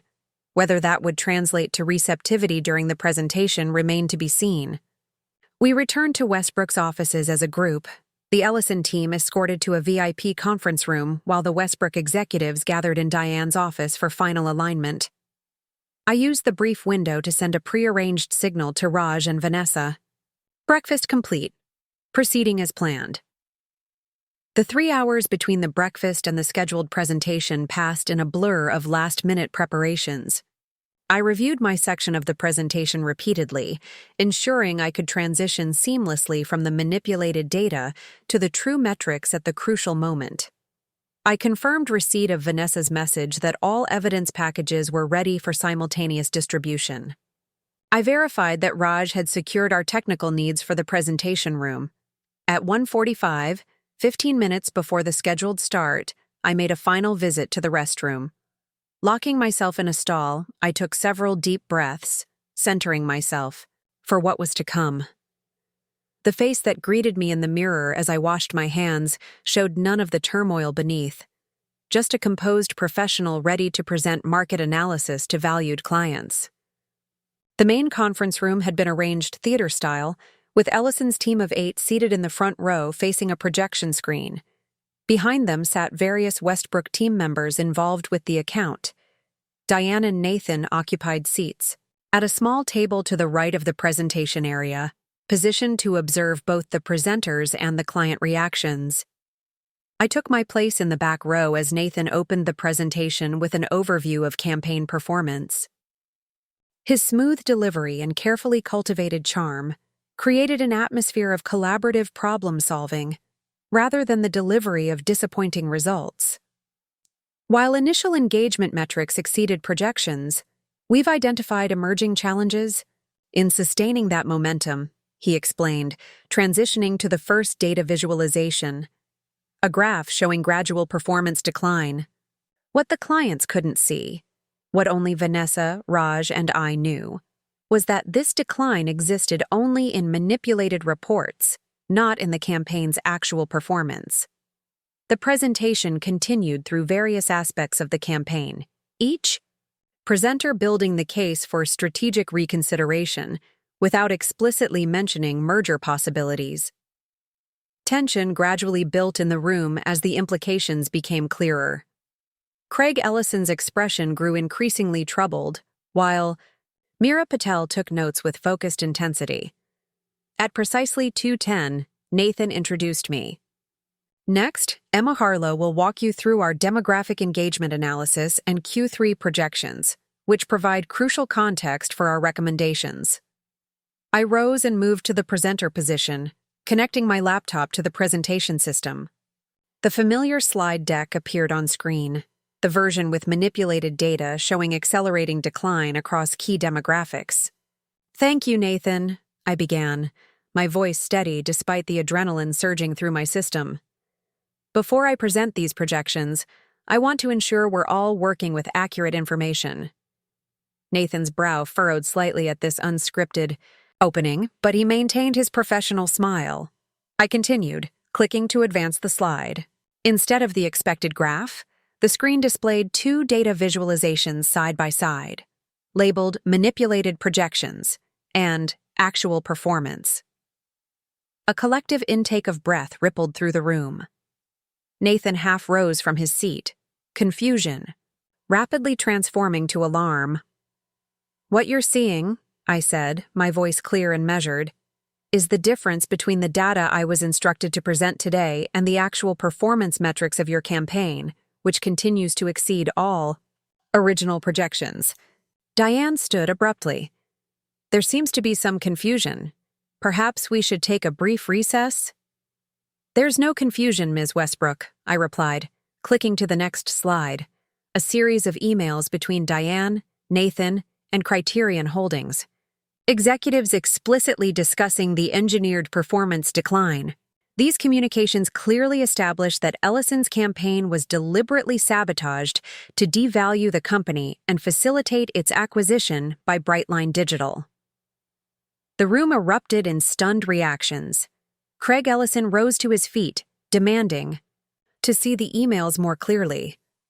Meera Patel was already on her phone, presumably contacting their legal team. Nathan remained frozen, his expression shifting between disbelief and dawning horror as he realized the extent of what was happening. This is not an isolated incident, I continued, advancing to the next slide, a timeline showing identical patterns with Meridian Tech, Pinnacle Health, and Quantum Software. Westbrook has systematically undermined campaigns for targeted clients, facilitating their acquisition by larger entities with connections to Westbrook's parent company, Criterion Holdings. As I spoke, Raj entered the room with additional printed evidence packets, distributing them to each Ellison team member. Simultaneously, Vanessa sent the electronic evidence packages to regulatory agencies, financial press, and industry publications, exactly as we had planned. Diane's composure finally cracked. "This is a gross misrepresentation by a disgruntled employee," she said, voice tight with barely controlled fury. "Ms. Harlow was recently disciplined for unprofessional conduct and is clearly retaliating with fabricated—" "The evidence is neither fabricated nor presented solely by me," I interrupted, gesturing to Raj and Vanessa, who now stood at the back of the room. 3 separate Westbrook employees independently verified this pattern of deception. And as of 2 minutes ago, this evidence has been provided to the Securities and Exchange Commission, the Federal Trade Commission, and relevant media outlets. The systematic dismantling of Westbrook's deception continued for another 20 minutes as I methodically presented document after document, email after email, analysis after analysis, each building an irrefutable case for deliberate market manipulation and client deception. Throughout my presentation, I maintained the same professional demeanor I would have used for any client analysis. No raised voice, no emotional language, no personal accusations, just clear, factual information delivered with precision and authority. The impact was all the more devastating for this clinical approach. Had I launched into an emotional tirade about personal grievances, Diane might have successfully framed it as the revenge tactics of a disgruntled employee. Instead, the methodical presentation of evidence, supported by 2 respected colleagues, carried the unmistakable weight of truth. By the time I concluded, the conference room had transformed from a standard client presentation to the epicenter of a corporate earthquake. Ellison executives huddled together, examining the evidence packets with shocked expressions. Westbrook, team members not involved in the deception, looked shell-shocked, their professional worlds upended in the span of 30 minutes. Diane had gone completely silent, her normally commanding presence diminished by the weight of exposed lies. Nathan alternated between desperate attempts to contact Westbrook's legal team and plaintive looks in my direction, as if seeking some explanation for my betrayal, oblivious to the irony of his expectation of loyalty.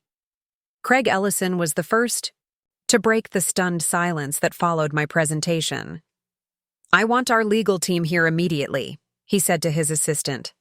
Then, turning to Diane, "If what's presented here is accurate, and given the documentation, I have little reason to doubt it, Westbrook Media has committed not just a breach of contract, but potentially criminal fraud." Diane attempted to regain control, her voice taking on the soothing tone she reserved for client crises. "Craig, I understand this is disturbing information. I assure you I knew nothing about any data manipulation. If Nathan or others on the team have taken inappropriate actions, Westbrook will investigate fully and make appropriate— Save it, Diane, Meera Patel interrupted, holding up printouts of emails that clearly showed Diane's direction of the entire scheme. Your name is all over this. Today's meeting isn't about damage control. It's about how much we'll seek in damages. As security personnel arrived, summoned by someone, though it wasn't clear who, I made eye contact with Raj and Vanessa. With slight nods, we confirmed our next steps. We had anticipated being asked to leave the premises immediately, and had prepared accordingly, bringing nothing to the presentation that we couldn't afford to leave behind. The head of security approached me directly. Ms. Harlow, I've been instructed to escort you from the building. Of course, I replied calmly, disconnecting my laptop and gathering my belongings. Our legal counsel is expecting us at their offices. They've already received copies of everything presented here today. As we were led toward the elevator, I caught a final glimpse of the conference room. Ellison executives on phones with their legal team, Westbrook employees in various states of shock and confusion, and Diane Westbrook standing utterly still in the center of the chaos, her carefully constructed world collapsing around her. The turning point was complete. What had begun with a coffee spill and public humiliation had culminated in the exposure of corporate fraud on a scale none of us had initially imagined. There would be no returning to business as usual. For Westbrook Media, for the clients, affected by their deception, or for the three of us who had chosen to stand for integrity at significant personal cost. As the elevator doors closed, separating us from the unfolding chaos, Vanessa spoke softly. Well, that happened. The simple understatement broke the tension. Raj let out a nervous laugh, and I felt the ghost of a smile cross my face for the first time that day. Yes, I agreed as we descended toward an uncertain future. It certainly did. The sleek offices of Thornton and Rivera occupied the 32nd floor of a downtown high-rise, their reception area a study in understated legal power, leather seating, muted artwork, and floor-to-ceiling windows offering panoramic city views. The three of us sat side by side, still processing the seismic event we had just initiated, as we waited for Michael Rivera to finish his current call.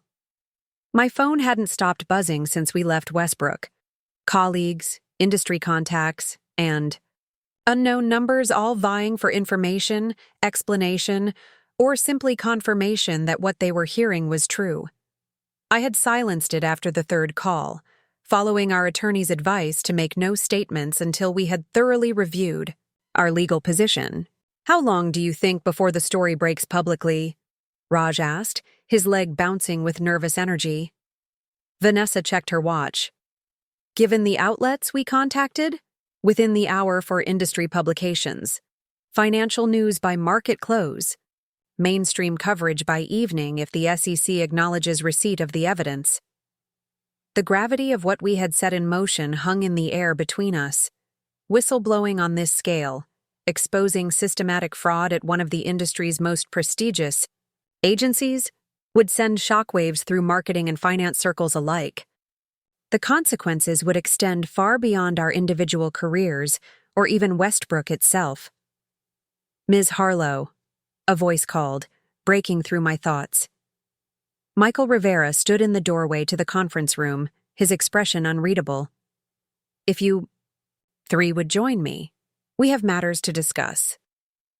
The conference room was already occupied by two additional attorneys from the firm, laptops open and legal pads ready. The gravity of our situation was reflected in the assembled legal firepower. 3 partners for 3 whistleblowers suggested they anticipated significant blowback.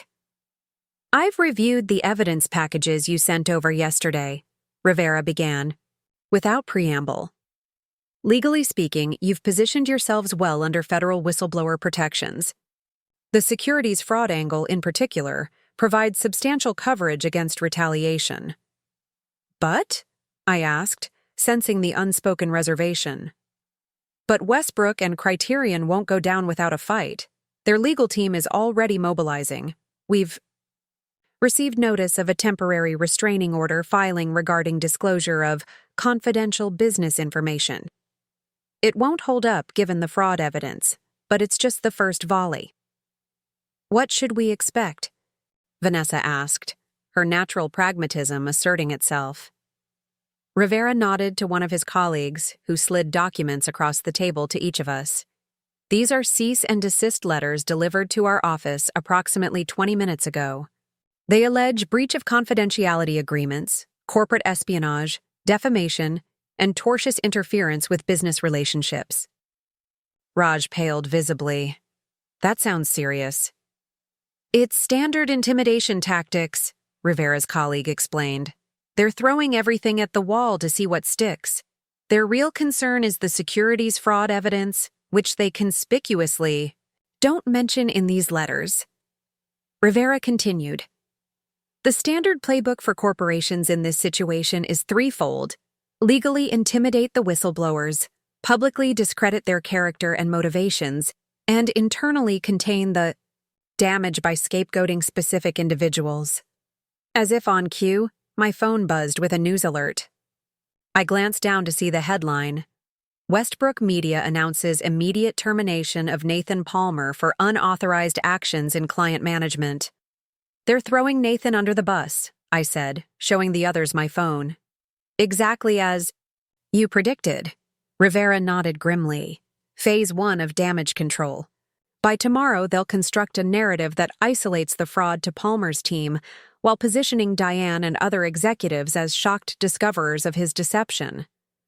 But the evidence clearly shows Diane's direction, Vanessa protested. Her email explicitly ordered the data manipulation. Which is why the SEC investigation will eventually reach her, Rivera assured us. But corporations like Criterion play a long game. They'll sacrifice middle management immediately to buy time and distance for the executives. The conference room door opened as Rivera's assistant entered with a tablet. You'll want to see this, she said, placing it before him. Just released by Westbrook PR. Rivera scanned the screen, his expression darkening. As expected, they're moving to Phase 2, character assassination. He turned the tablet to face us. The screen displayed an official Westbrook Media statement. Westbrook Media has terminated 3 employees who conspired to present falsified information to clients in an apparent retaliatory action following standard disciplinary procedures. Emma Harlow, terminated last week for inappropriate conduct at a client event, enlisted 2 colleagues in this vindictive campaign. Westbrook is cooperating with clients to correct any misinformation presented during today's unauthorized presentation. The statement was so brazenly false it momentarily took my breath away. The assertion that I had been terminated prior to today, a complete fabrication designed to frame our whistleblowing as revenge for dismissal rather than exposure of fraud. They're rewriting history, I said. The reality of what we were facing, settling into my bones. Positioning me as disgruntled and fired rather than as a whistleblower. Standard procedure, Rivera confirmed. They need to undermine your credibility before the full evidence reaches public consciousness, which brings us to our next steps. For the next hour, we mapped out a strategic response with the legal team. We would make no public statements. Today, allowing the evidence to speak for itself through the regulatory investigations.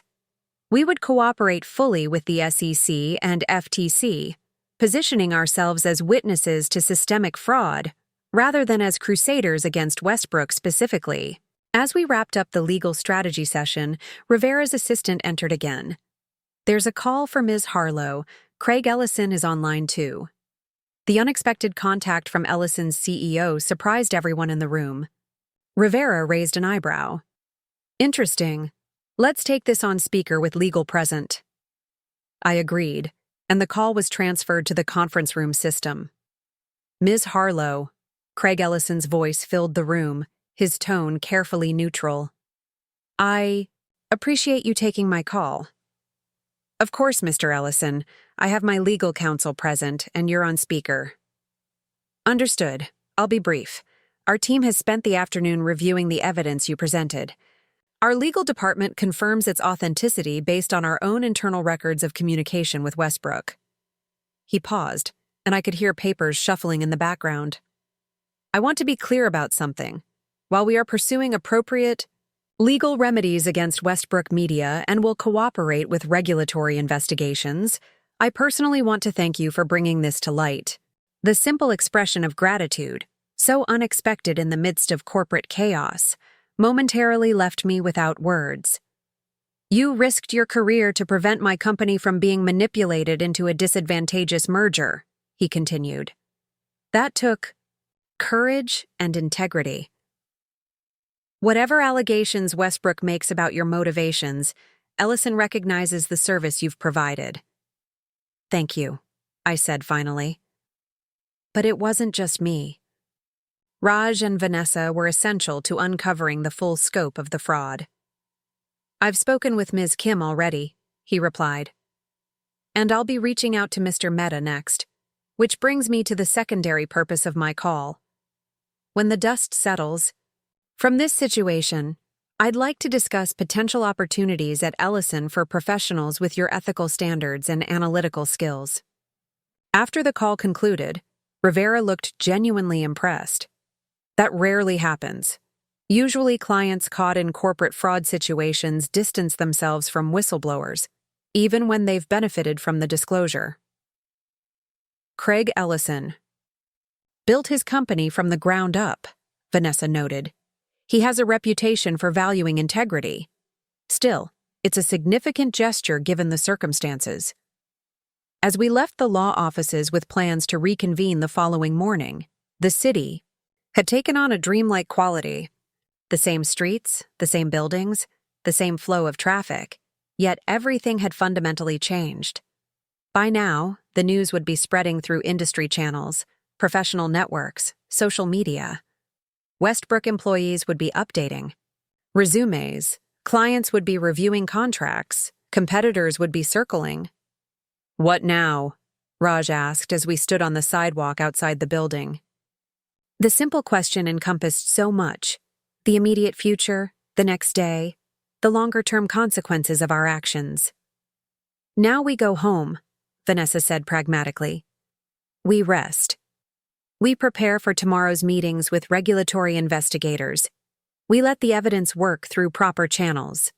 And we don't read the comments sections," I added, attempting lightness despite the weight of the day. Rivera was clear about staying off social media and news sites. We parted ways with promises to check in by phone later, each heading to our respective homes to process the day's events privately.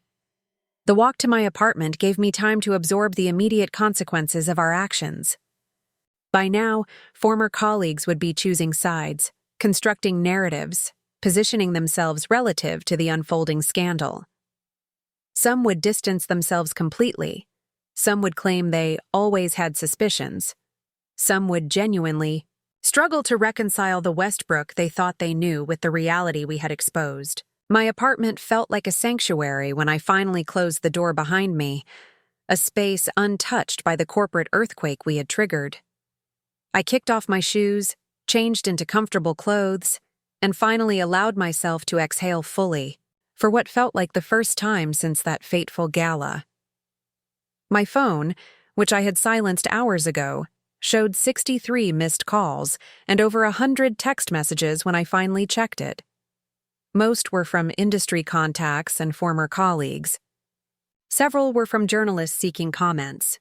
One was from Nathan, a single text sent just 30 minutes ago. Why? The simplicity of his question reflected either genuine bewilderment or calculated performance.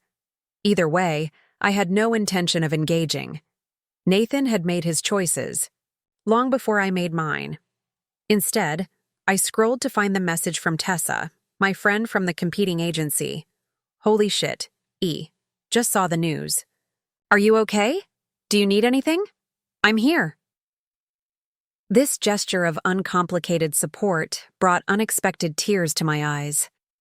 In the professional chaos, it was easy to forget that we existed beyond our work identities, that we had friends and connections, unrelated to corporate positioning or industry status. I texted back, "I'm okay, it's been a day.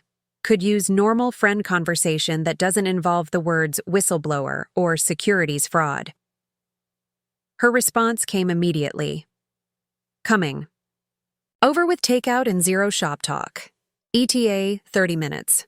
As I waited for my friend to arrive, I allowed myself to fully process the consequences of the day's events. Professionally, the immediate future was uncertain.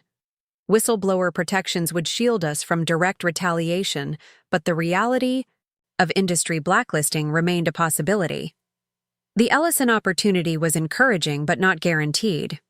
Personally, the consequences felt more immediately positive. The relief of no longer participating in deception, of standing firmly in my values regardless of cost. These were substantial gains that outweighed the professional uncertainty. The most significant consequence, however, was internal.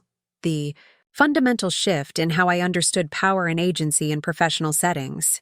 What began with humiliation at a corporate gala had transformed my understanding of whose validation mattered, whose authority was legitimate, and what success truly meant in a career context. The doorbell rang, announcing Tessa's arrival with promised takeout and friendship untainted by corporate politics. Whatever tomorrow would bring, investigations, legal proceedings, professional recalibration.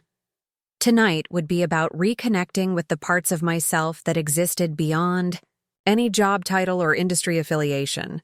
The immediate consequences of our actions were still unfolding, rippling outward in ways we couldn't fully predict. But in this moment, I felt a profound certainty that we had done the right thing, not just for Ellison or for other potential victims of Westbrook's schemes, but for ourselves and our own integrity. Some consequences couldn't be measured in career advancement or professional reputation. Some were measured in the ability to look at your reflection and recognize the person staring back. Someone who, when faced with a critical choice between complicity and courage, had chosen the harder but better path.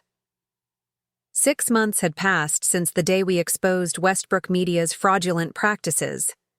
In that time, the corporate landscape had shifted dramatically, with ripples extending far beyond one agency or one industry.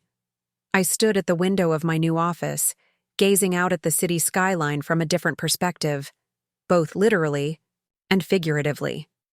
The Ellison headquarters occupied a more modest building than Westbrook's gleaming tower, but the view from the 18th floor still offered a remarkable panorama of the city I had come to see in entirely new ways. The media had dubbed it the Westbrook scandal in the weeks following our disclosure. Financial publications ran detailed analyses of the securities fraud implications.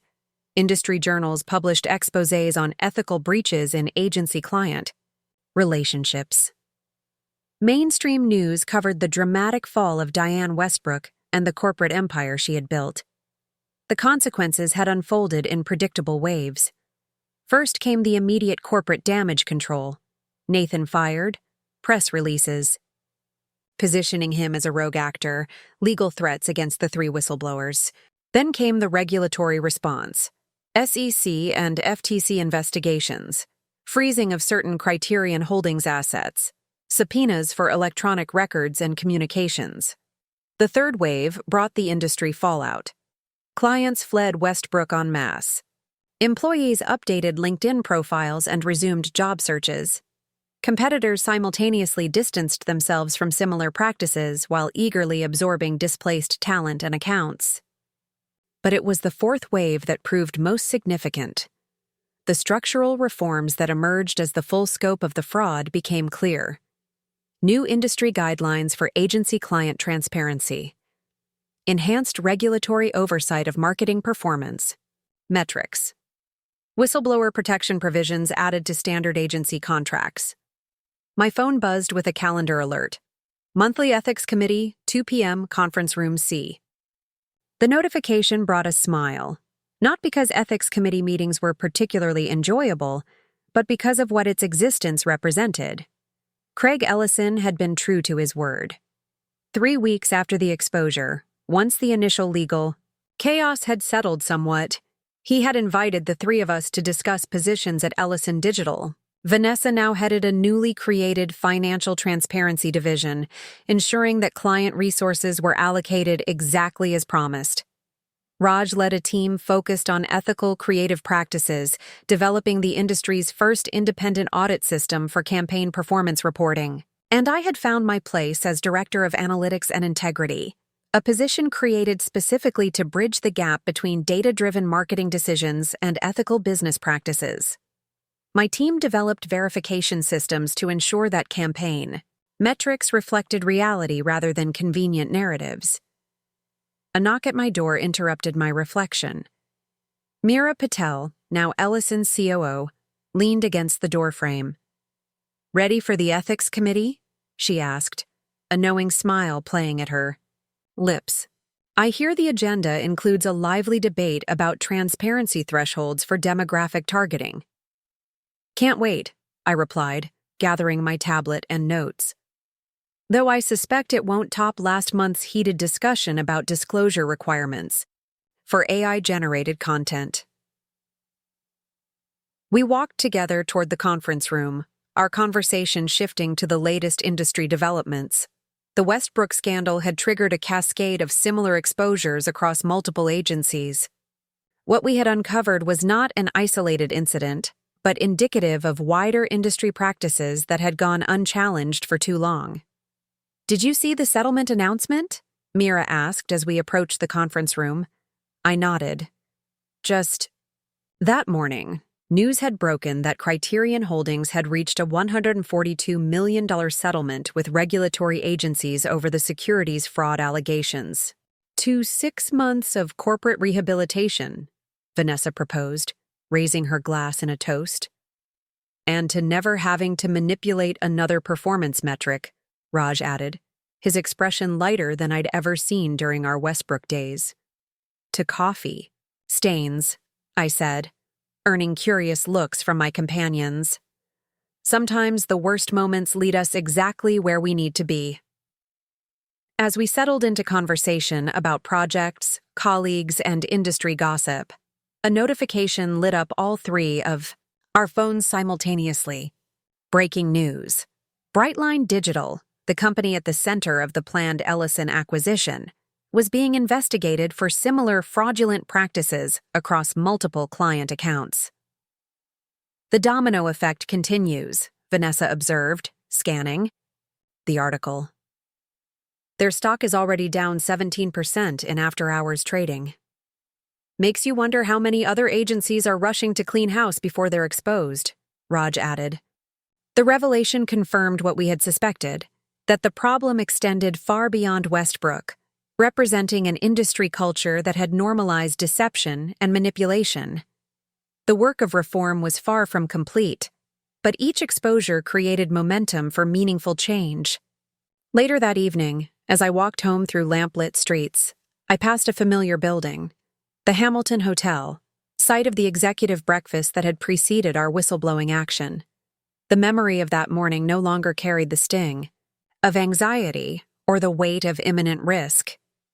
Instead, it felt like a pivotal scene in a story that had ultimately resolved toward justice. My phone buzzed with a text from Tessa. "Industry Ethics Summit? Look at you, changing the world one PowerPoint at a time. Drinks this weekend to celebrate?" I smiled, typing back an affirmative response. The network of relationships that sustained me now extended beyond any single workplace, comprising people who valued integrity over institutional loyalty. At home, I noticed the calendar on my kitchen wall, a simple paper one I still preferred to digital alternatives. The date circled. In red was exactly 6 months from the night of the Westbrook Gala. 6 months since a coffee spill and public humiliation had set in motion events that transformed not just my career, but an entire industry's approach to ethical practices. I had marked the date weeks ago, not as a reminder of humiliation, but as an opportunity to reflect on the journey since then. Sitting at my kitchen table with a cup of tea, I allowed myself to fully acknowledge both the costs and benefits of the path I had chosen. The costs were real. Months of legal meetings, deposition preparations, hostile questioning by Westbrook attorneys, financial uncertainty during the transition period. The stress had manifested physically at times. Tension headaches, disrupted sleep, weight fluctuation. The career I had envisioned at Westbrook had indeed ended, though not in the way I once feared. But the benefits far outweighed these costs. Professional autonomy built on competence rather than compliance. Colleagues who valued ethical standards over expediency. Work that aligned with core values rather than compromising them. And perhaps, most significantly, the internal peace that came from knowing I had chosen integrity when it would have been easier to remain silent. The final piece of mail in my stack was a thick envelope from Michael Rivera's law firm. Inside, I found documents indicating that the whistleblower award from the SEC settlement had been processed. The amount was substantial, enough to provide long-term financial security, regardless of future career developments. The irony wasn't lost on me. What had begun as public humiliation had culminated in both professional advancement and financial reward. But neither of these outcomes had motivated our decision to expose Westbrook's fraud. The driving force had been much simpler. The conviction that truth mattered, that clients deserved honest partners, that professional success built on deception wasn't success at all. I placed the documents aside and moved to my balcony, watching as the city transitioned from day to evening. Lights flickered on in office buildings and apartments, each representing lives and stories I would never know. Somewhere in one of those buildings, another professional might be facing their own ethical crossroads, weighing compliance against conviction, security against integrity. I hoped they would choose courage. I hoped they would discover, as I had, that standing for principles, even at personal cost, ultimately leads to a more authentic form of success than any achieved through compromise or deception. The coffee stain on my dress had long since been cleaned, the garment donated months ago. But its impact remained, not as a reminder of humiliation, but as evidence that moments of greatest challenge often precede moments of greatest growth. As night settled over the city, I reflected on the journey from assistant to whistleblower to industry advocate. The path had not been direct or easy, but it had led to a life and career aligned with my deepest values, one where power derived, not from position or title, but from the courage to stand for truth, regardless of consequence. What had begun as one woman's humiliation had catalyzed meaningful change across an entire industry. The true revenge, it turned out, wasn't in Diane's downfall or Westbrook's collapse. It was in the creation of something better from the ruins of what they had destroyed. And that was a victory no one could ever take away. The fine represented one of the largest penalties ever imposed for marketing-related financial manipulation. Diane took the fall, I noted.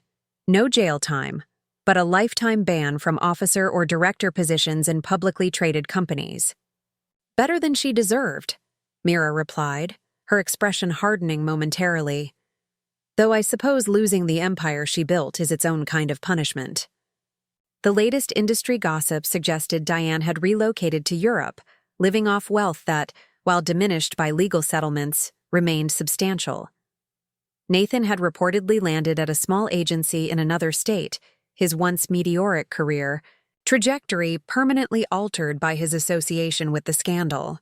Various other Westbrook executives had scattered to consulting roles or early retirement, depending on their demonstrable involvement in the fraudulent practices. The ethics committee meeting proceeded much as expected, detailed discussions of policy minutiae that, while seemingly tedious, represented genuine efforts to establish guardrails against future abuses. I contributed what I could, drawing on both my analytical expertise and my first-hand experience with how data could be manipulated to serve hidden agendas. As the meeting concluded, Craig Ellison made a rare appearance. The founder typically allowed his management team to handle day-to-day operations, focusing his attention on long-term strategy and industry relationships. "Emma," he said, approaching after most committee members had departed, Do you have a moment? We walked to his office, a comfortably appointed space that reflected his practical approach to business. Well furnished, but without ostentatious displays of status or wealth. I've been approached about speaking at next month's Industry Ethics Summit, he explained, settling into a chair opposite mine rather than behind his imposing desk. Given everything that's happened, they're particularly interested in our transparency initiatives. I'd like you to present alongside me. The request carried significant weight. The annual summit attracted CMOs and agency heads from across the country. Having a platform to discuss the systemic changes implemented at Ellison would amplify the impact of our work beyond one company. I'd be honored, I replied, though I assume my background will make for some uncomfortable moments in the audience. He smiled, the expression reflecting genuine appreciation rather than corporate politeness. That's precisely why you're the right person. You've lived both sides of this industry, the problematic systems and the reformed approach. Your perspective carries unique authority. As I left his office with details for the summit preparation, I found myself reflecting on the journey that had brought me here. 6 months earlier, I had stood humiliated in a hotel ballroom, coffee staining my dress, my professional value dismissed by a powerful executive and my supposed mentor.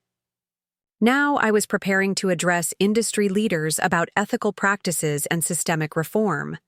The transformation extended beyond professional status. The Emma who had entered Westbrook Media nearly 2 years ago had been eager to please, seeking validation from authority figures like Nathan and Diane. She had accepted hierarchies as given, power dynamics as immutable. She had calibrated her worth according to others' assessments. That version of myself seemed almost unrecognizable now. Not because the core values had changed, but because those values now found expression through confidence rather than compliance, through leading change rather than seeking approval. After work, I met Raj and Vanessa at our usual spot, a rooftop bar overlooking the park, far removed from the sleek lounges favored by agency executives. It had become our monthly tradition to gather here, maintaining the bond forged through shared risk and ethical commitment.